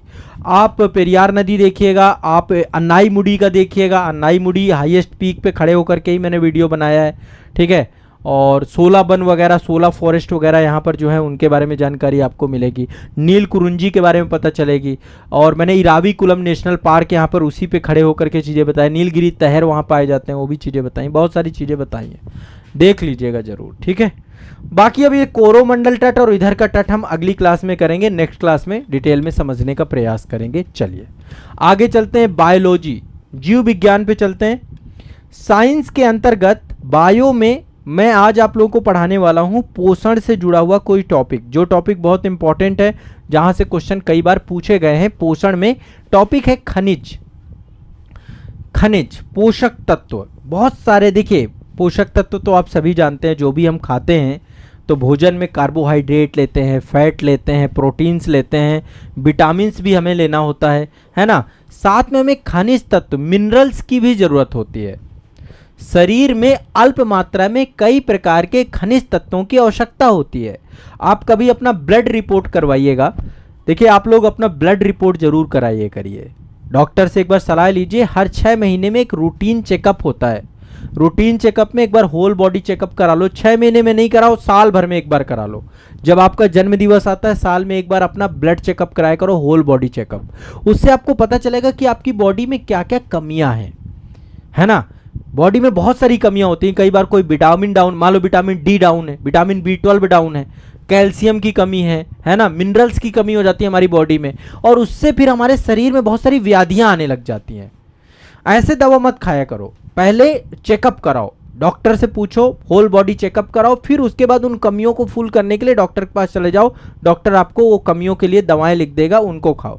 आयरन की कमी हो जाती है हमारी बॉडी में, तो हमारे शरीर में कई प्रकार के खनिजों की आवश्यकता होती है और ये खनिज हम भोजन से ही प्राप्त करते हैं, है ना, भोजन से भी प्राप्त करते हैं। मैं सप्लीमेंट को कभी भी सपोर्ट नहीं करता हूं, कभी भी सप्लीमेंट नहीं लेना चाहिए। प्रोटीन्स भी लेना है, सब नेचुरल लीजिए, सब नेचर ने सब कुछ दे रखा है। प्रोटीन्स लेना, बहुत सारे सोर्सेज हैं प्रोटीन के, फैट के बहुत सारे सोर्सेज हैं, कार्बोहाइड्रेट के बहुत सारे सोर्सेज हैं, विटामिन के बहुत अच्छे अच्छे सोर्स हैं। कुछ भी सप्लीमेंट मत लीजिए। लेकिन यदि बॉडी में चेकअप कराओगे, पता चला कि अरे बॉडी में तो आयरन कम है, बॉडी में तो कैल्शियम कम है, तब फिर आपको जो है कुछ सप्लीमेंट्स लेने भी पड़ सकते हैं, है ना। तो हमारे शरीर में अल्प मात्रा में कई प्रकार के खनिज तत्वों की आवश्यकता होती है। मैं इनको दो भागों में बांट रहा हूं। कुछ ऐसे हैं जो बल्क मात्रा में जिनकी जरूरत होती है, कई कई ग्रामों में प्रतिदिन उनकी खपत होती है, और कुछ हैं जिनको सूक्ष्म मात्रा में जिनकी जरूरत होती है। तो कुछ हैं अधिभार तत्व, जिनको हम क्या बोलते हैं, अधिभार तत्व, अधिभार तत्व जिनकी जरूरत ज्यादा है तत्व, और दूसरे हैं सूक्ष्म मात्रा में। अब इनकी कमी से बहुत सारे रोग हो जाते हैं, मैं यही आपको पढ़ाने वाला हूं। सूक्ष्म मात्रा में जैसे कि सबसे ज्यादा हमारे बॉडी में जो अधिभार मतलब जिनकी ज्यादा जरूरत है, बल्क जरूरत है, वो उसमें कैल्शियम है, कैल्शियम है, मैग्नीशियम है, सोडियम है। सोडियम नमक वमक लेते हैं ना आप लोग, कैल्शियम है, ठीक है, सोडियम है, मैग्नीशियम है, ठीक है, पोटेशियम है, फास्फोरस है, सल्फर है। ये सब बल्क मात्रा में हमारी बॉडी में इनकी जरूरत पड़ती है। क्लोरीन है ना, नमक खाते हैं ना आप लोग, तो कई बार सोडियम की कमी हो जाती है बॉडी में, है ना। तो ये सब चीजों को आपको, और सूक्ष्म मात्रा में भी बहुत सारे हमें चाहिए होते हैं, जैसे आयरन, आयरन की कमी हो जाती है हमें, कॉपर की कमी हो जाती है, जिंक की कमी हो जाती है, जिंक वगैरह की भी डॉक्टर गोलियां देते हैं, ठीक है। इसके अलावा बहुत सारे अन्य भी माइक्रो का हैं, मैं सारे तो नहीं बताऊंगा, ठीक है। तो ये एक एग्जाम्पल के तौर पे हैं आपके। अब इनके बारे में, इनकी कमी से बहुत सारे रोग होते हैं जिनसे क्वेश्चन पूछे आते हैं मुद्दे पर, ठीक है। किसकी कमी से क्या क्या समस्याएं हो जाती हैं, ये भोजन से ही सारे मिलते हैं आपको। Calcium, magnesium, iron, potassium. Potassium save खाना चाहिए, मैं हमेशा आपको बोलता हूँ, डॉक्टर्स भी आपको हमेशा बोलते हैं आप सेव खाइए, सेव में पोटेशियम पाया जाता है ना। केला में भी पोटेशियम पाया जाता है, फ्रूट्स वगैरह भी जो हम खाते हैं ना, उसमें भी बहुत सारी चीज़ें पाई जाती हैं। तो यहाँ पर सबसे पहला, फर्स्ट थिंग,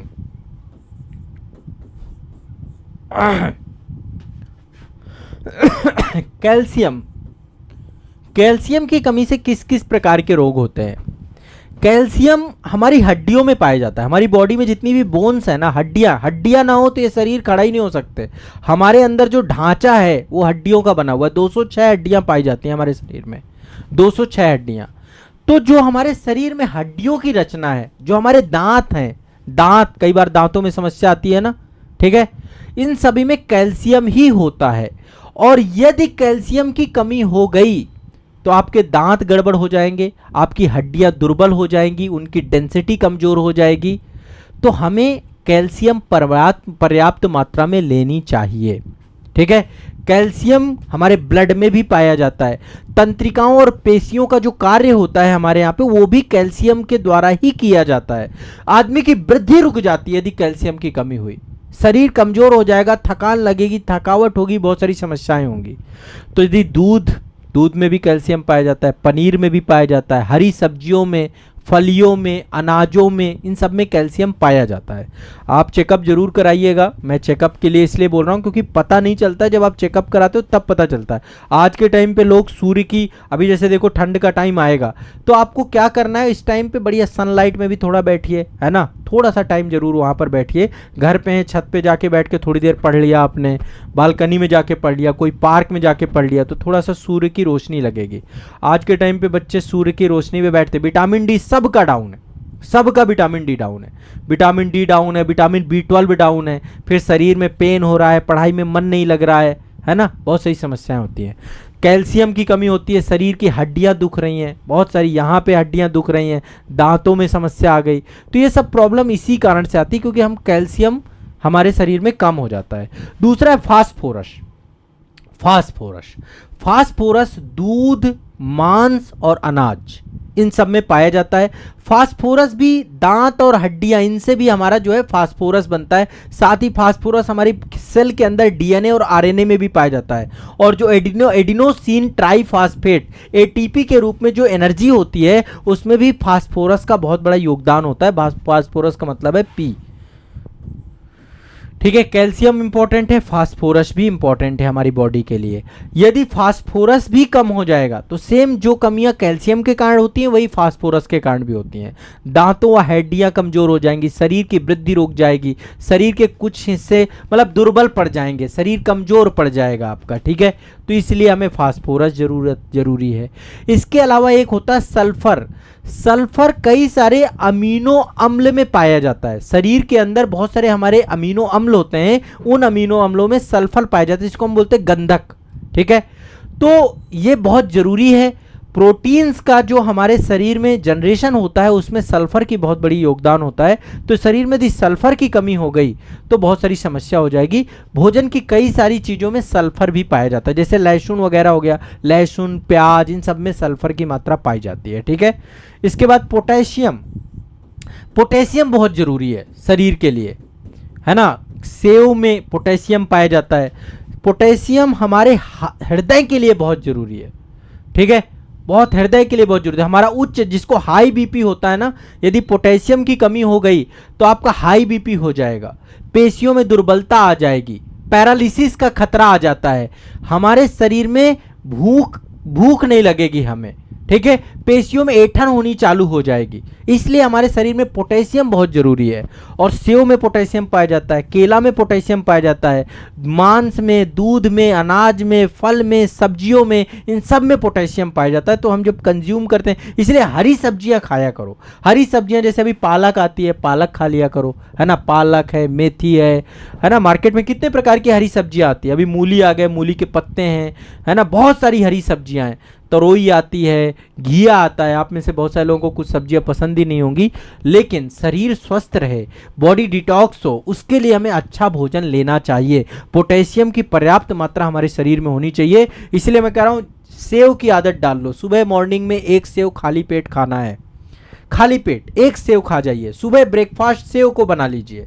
ठीक है, और यदि संभव हो सके, थोड़ा बजट आपका सहयोग करे तो दोपहर में एक सेव और निपटा दीजिए।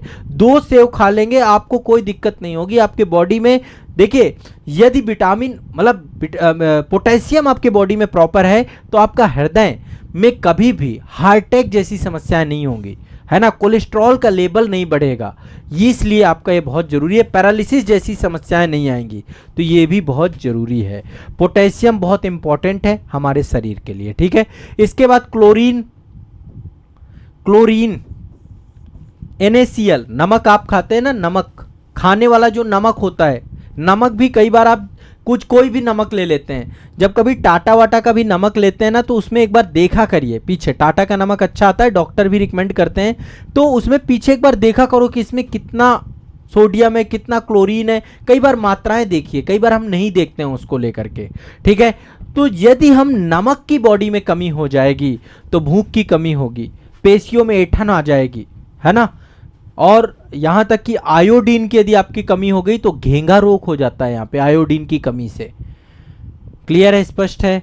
और नमक हमारी बॉडी में एसिड और क्षार को संतुलित रखने का काम करता है। जो हमारा जठर रस होता है, भोजन को पचाने का काम होता है, उसमें भी नमक का बहुत बड़ा रोल होता है। तभी खाने में नमक मिलाते हैं हम लोग। ठीक है, खाने में नमक मिलाते हैं। सेंधा नमक भी आता है, एक रॉक सॉल्ट आता है, वो भी बहुत अच्छा होता है।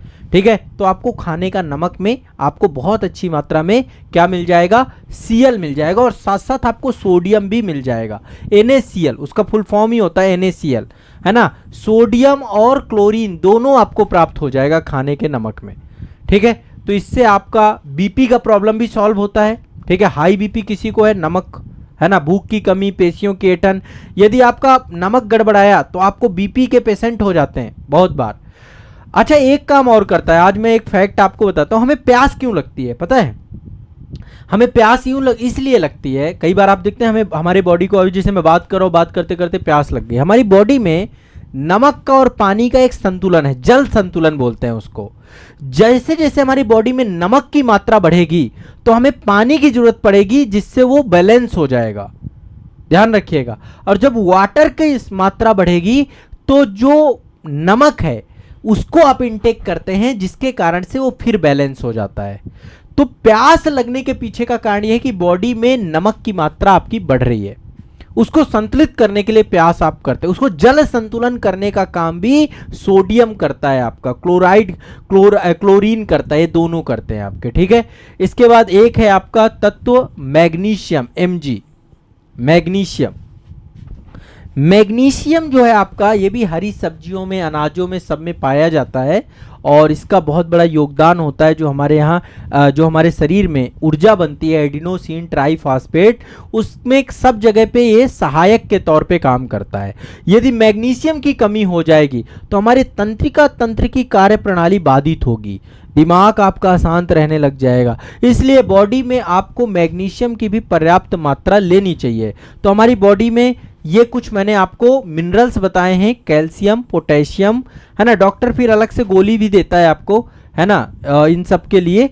तो ये कुछ मिनरल्स हैं, कुछ मिनरल्स के बारे में कल बात करेंगे, अगले सेशंस में बात करेंगे। बायो के अंतर्गत हम मिनरल्स सारे के सारे देख लेंगे। कल मैं आपको कई सारे मिनरल्स जैसे लोहा हो गया, फ्लोरीन हो गया, जिंक हो गया, तांबा हो गया, मैग्नीज हो गया, आयोडीन हो गया, कोबाल्ट हो गया, सेलेनियम हो गया, मोनिबेडलम हो गया, क्रोमियम हो गया, ऐसे करके कई सारे खनिज तत्व हैं, उनके बारे में भी बताऊंगा और किन से क्या कमी होती है, ठीक है, वो भी आप समझ। कोबाल्ट की कमी से क्या हो जाएगा, सीधा सीधा क्वेश्चन पूछता है, कोबाल्ट की कमी से हो जाएगा ब्लड कम हो जाएगा, रक्ताल्पता हो जाएगी हमारे शरीर में।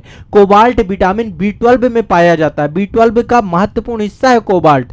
क्वेश्चन देखना, सीधा सीधा क्वेश्चन आएगा, कोबाल्ट की कमी से कौन सा रोग हो जाता है, तो वो चीजें आपके यहां से निकलेंगे, आपको कमी भी निकल के आएगी। जिंक के बारे में भी बताऊंगा कल के सेशन में, लोहा, फ्लोरीन, जिंक, तांबा, manganese, iodine, cobalt, selenium, chromium, molybdenum, सबके बारे में डिस्कस करेंगे।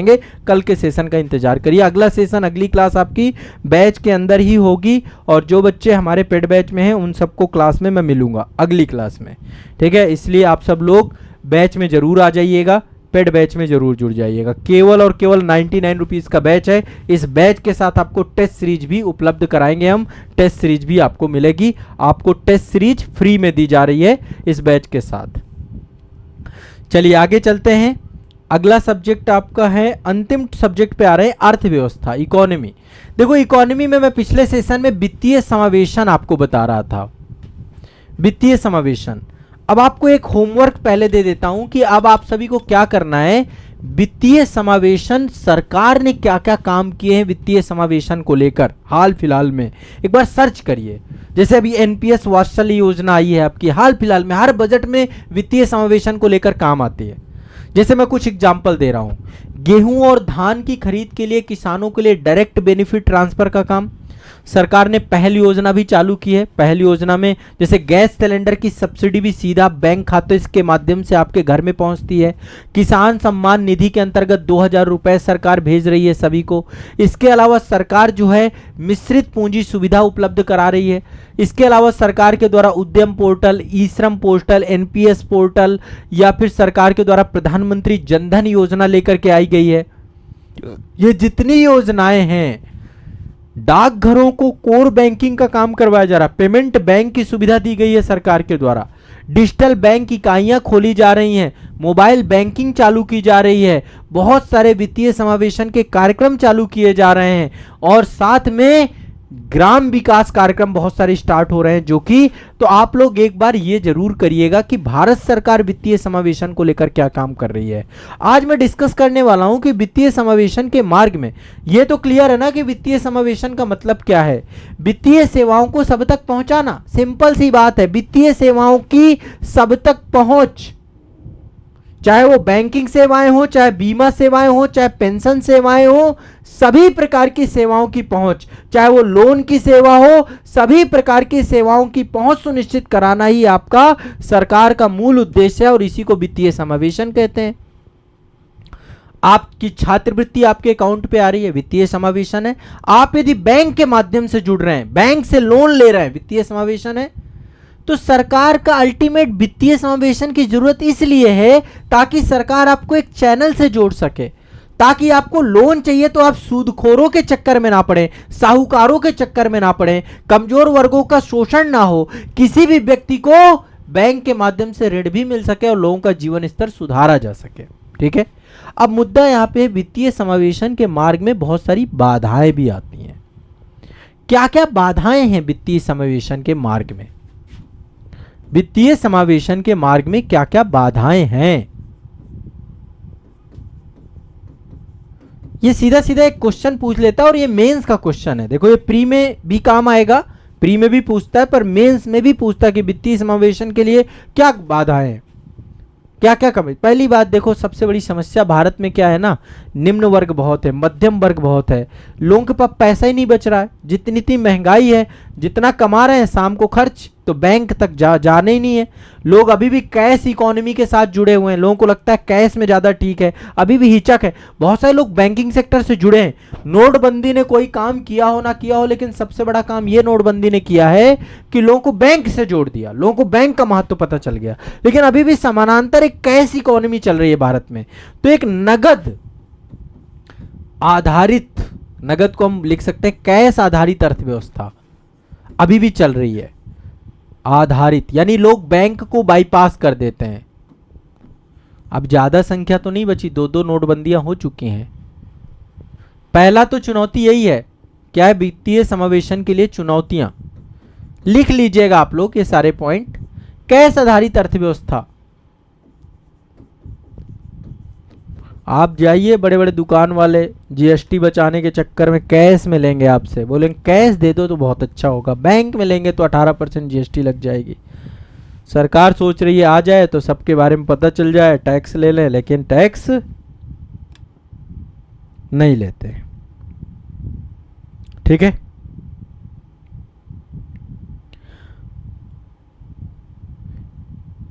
युगांतर आईएएस जी कह रहे हैं सर आप अरुण अरोड़ा सर से पढ़े हैं? नहीं, मैंने अरुण अरोड़ा सर से नहीं पढ़ा है। इकोनॉमी हमारे शिक्षक, मैं अपने शिक्षक की बात करूं कि हमने किससे पढ़ा है, तो अर्थव्यवस्था हमने यूनिवर्सिटी में पढ़ी है। अपने यूनिवर्सिटी के टाइम पीरियड पे हमारे एक बहुत अच्छे शिक्षक होते थे वीरेंद्र सर, उन्होंने इकोनॉमी मुझे पढ़ाई है। फिर इसके बाद मैंने 4-5 किताबों का अध्ययन किया। एक लाल एंड लाल की किताब आती है, वो किताब मैंने पढ़ी। इसके बाद रमेश सिंह की किताब पढ़ी, एक दत्तम सुंदरम की किताब आती है, एक मिश्रा एंड पुरी की किताब आती है। देखो मेरे पास किताबें होंगी भी, ये किताबें मैंने पूरी पढ़ी हैं, ये काफ़ी पुरानी किताबें हैं, अभी भी रखी हुई। ये एक दत्तम सुंदरम किताब आती है। तो अर्थव्यवस्था में बहुत जद्दोजहद की। मुझे सबसे अच्छा पढ़ाने वाले शिक्षक जो इकोनॉमी में बाद में मिले, बीरेंद्र सर भी, मतलब जो हमारे यूनिवर्सिटी वाले टीचर थे वो भी बहुत अच्छा पढ़ाते थे, वो मिले। एक आप सब जानते होंगे उनका नाम, मेरे भी बहुत फेवरेट टीचर हैं, मुनरोल पटेल जी। बहुत शानदार पर्सन, मतलब बहुत अच्छे तरीके से पढ़ाते हैं यूपीएससी के ज़्यादातर। तो मैंने उनके लेक्चर्स भी बहुत बढ़िया से देखता हूँ, जब भी उनके लेक्चर सेशंस आते हैं बहुत अच्छा पढ़ाते हैं, बहुत ही नॉलेजेबल पर्सन है, मैं उनका फ़ैन हूँ। ठीक है, मेरी कभी मुलाकात तो नहीं हुई है, लेकिन अच्छा पढ़ाते हैं। आप लोगों को भी रिकमेंड कर रहा हूँ कि यदि इकोनॉमी पढ़ना है तो आप उनसे भी पढ़ सकते हैं। बाकी इकोनॉमी मैंने बहुत सरल तरीके से पढ़ा, मुझे बहुत कॉम्प्लिकेटेड सब्जेक्ट, मतलब ऐसा लगता है कि जैसे बहुत कॉम्प्लिकेटेड सब्जेक्ट है, बच्चों में डर बहुत रहता है इसको लेकर के, वो डर मैंने ख़त्म किया। मैंने इकोनॉमी कम से कम 5 बार पढ़ाई है बैच में, 5 बार तो इकोनॉमी पढ़ाई है। अभी एक बुक आई है नितिन सिंघानिया सर की, जब भी इकोनॉमी में कोई बुक आती है मैं ज़रूर उसे, तो नितिन सिंघानिया सर की एक बुक आती है, बहुत अच्छी किताब है। तो मैंने 5 से 6 बड़ी किताबें पढ़ी, 5 से 6 बार इकोनॉमी फिर पढ़ाई भी है मैंने बैच में। मेरा काम है चीज़ों को आसान करके पढ़ाना। मैंने चीज़ों को इतना इजी किया है, इतना आसान किया है, उसको अपनी भाषा में तोड़ा है, अपने खुद के नोट्स बनाए हैं, कई सोर्सेज से जाकर के पढ़ के उसका जिस्ट आपको अवेलेबल कराता हूँ, तब आप जाकर के इकोनॉमी को बहुत अच्छा पढ़ेंगे। हाँ, तो बहुत सारे टीचर हैं, बहुत अच्छी इकोनॉमी भी पढ़ाते हैं। मैं तो अभी बस मैं तो हमेशा देखो हर एक सब्जेक्ट में यही कहता हूँ कि मैं तो सीख रहा हूँ, है ना। अभी धीरे धीरे सीख रहा हूँ, अभी मेरी बहुत ज़्यादा इतनी उम्र भी नहीं है, लेकिन ये है कि मेरा प्रयास है चीज़ों को आसान कर देना। मुझे जितना आसान करके पढ़ाने से, क्योंकि मुझे बहुत सारे टीचर्स में देखता हूँ इतना कॉम्प्लिकेटेड कर देते हैं, चीज़ें इतनी कठिन नहीं है, उसी को आसान करके पढ़ा दो, एक एक लाइन एक एक शब्द में टर्म्स निकल जाते हैं। मैंने इकोनॉमी पढ़ाई है, मुझे पता है, मैं एक एक टर्म्स में चीज़ें क्लियर कर देता हूँ। बहुत ज़्यादा लंबा खींचना नहीं है, बहुत छोटी भाषा में बड़ी बात को छोटी बात में कैसे बताए, यही बात यूपीएससी भी कहता है।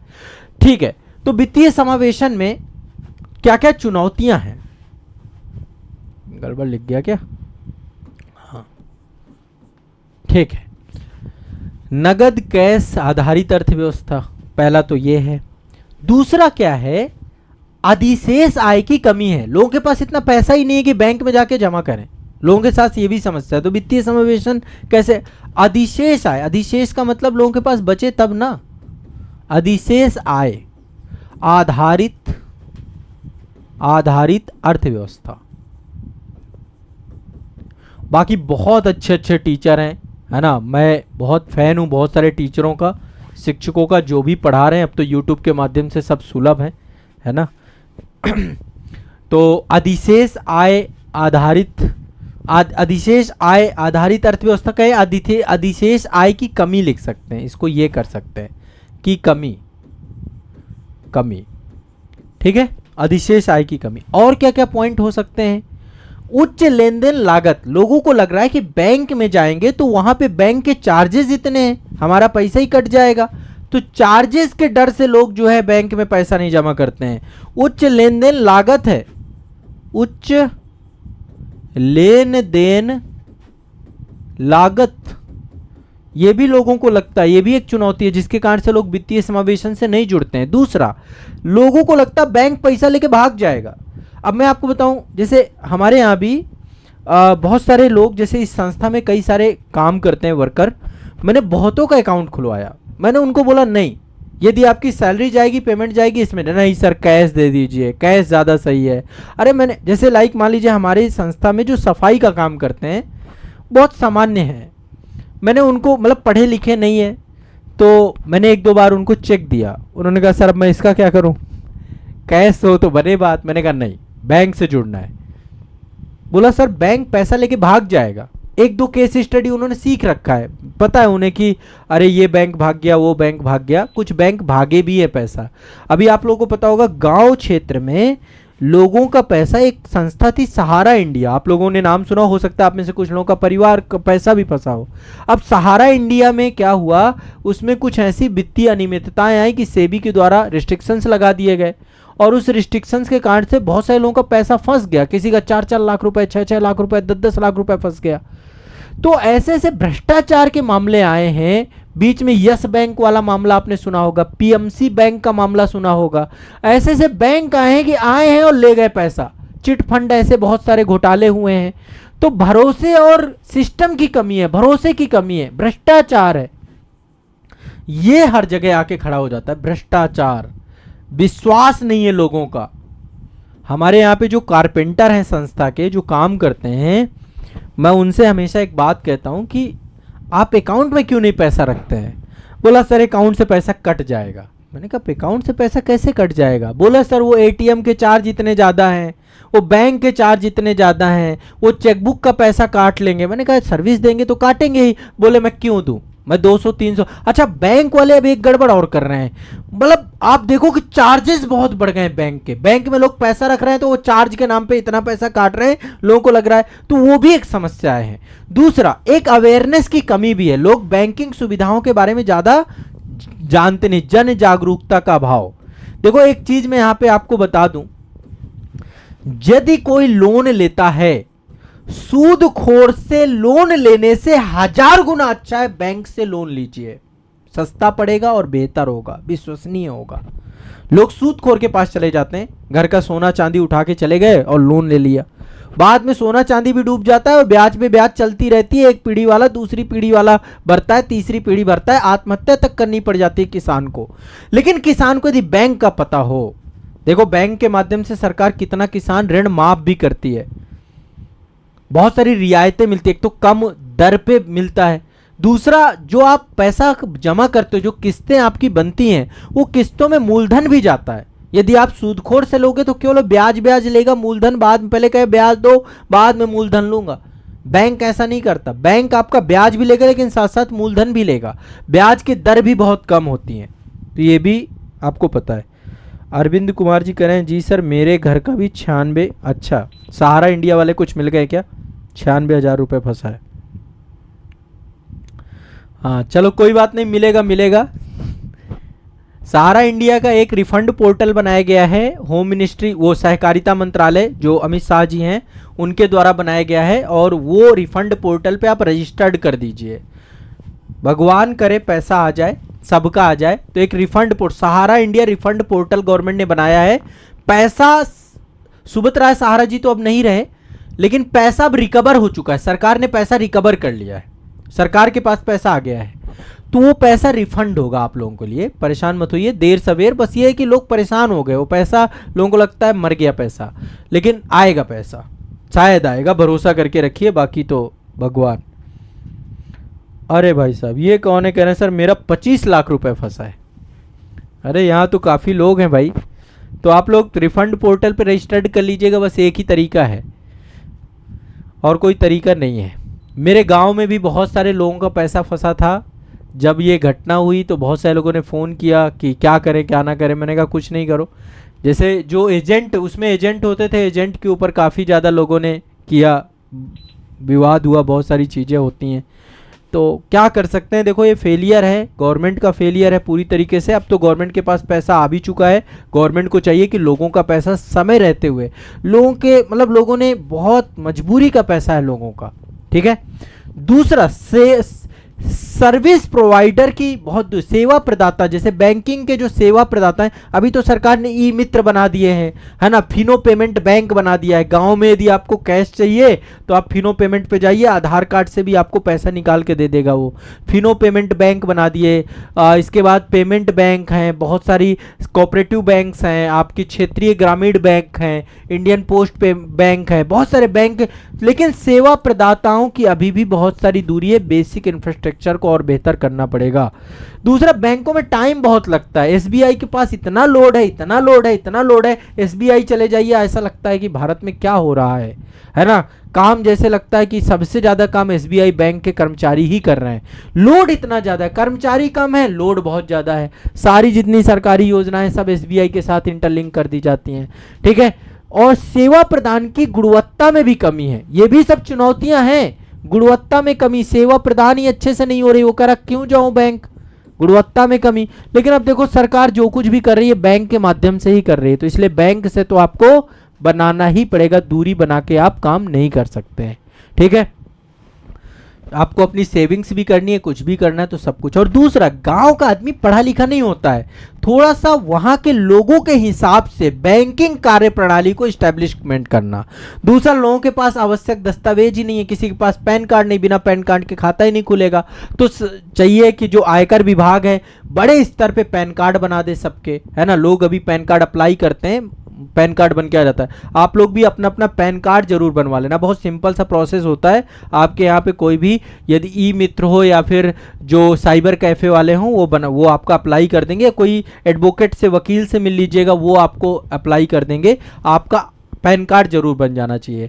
अपना एक पैन कार्ड बनवाइए, अपना आधार कार्ड बनवाइए, ये 2 डॉक्यूमेंट तो बेसिक डॉक्यूमेंट है। बाकी यदि आप गाड़ी चलाते हैं तो डीएल बनवाइए, अपना ड्राइविंग लाइसेंस आपके पास होना चाहिए। यदि आप इच्छुक हैं कि भारत से बाहर जाएंगे तो पासपोर्ट भी अप्लाई कर दीजिए, एक पासपोर्ट भी आपके पास होना चाहिए, भारत सरकार का एक बहुत बड़ा जो है वो है। बाकी आपका वोटर ID कार्ड, मताधिकार, मतलब 4-5 बड़े डॉक्यूमेंट आपके पास होने चाहिए। वोटर ID कार्ड भी आपका होगा, जहां तक मुझे लगता है पूरी संभावनाएं होगा, नहीं है तो जरूर बनवाइए। वोटर ID कार्ड बनवाइए, आधार कार्ड बनवाइए, पैन कार्ड बनवाइए, पासपोर्ट बनवा लीजिए। राशन कार्ड यदि घर का बन सकता हो तो राशन कार्ड भी बनवा लो अपना। बाकी आय निवास प्रमाण पत्र, एक डोमिसाइल सर्टिफिकेट जो आपका होता है, निवास प्रमाण पत्र बनवा के रखो अपना। आय प्रमाण पत्र समय समय पर अपडेट होता रहता है, तो आय प्रमाण पत्र भी अपना बनवा लिया करो। यदि कोई भी पिछड़े वर्ग से आता है तो अपना ओबीसी का सर्टिफिकेट है, सारे सर्टिफिकेट डॉक्यूमेंटेशन भी आपको करना होना चाहिए। ये कौन है? नीरज सिंह जी कह रहे मेरे सर 251 रुपये फंसे हैं। देखो भाई 251 रुपये फंसे हैं तब तो कोई बात नहीं, कोई बहुत बड़ी वो नहीं है। पहली किस्त बात कह रहे हैं, गड़बड़ हो गया था मामला। कोई नहीं, मिलेगा सब लोग। मैंने प्रोसेस एक बताया है, सहारा इंडिया रिफंड पोर्टल पे जाके रजिस्टर्ड करो। जब ऊपर वाले की मर्जी होगी, ऊपर वाले मतलब गवर्नमेंट की मर्जी होगी, ज़रूर देंगे आपका पैसा। बस ये है, आज आपके 6 टॉपिक हो गए। History, polity, geography, economy, general science और इन्वायरमेंट, ये 6 टॉपिक आपने पढ़ लिए। कैसा लगा आपको सेशन, एक बार ज़रूर बताइए।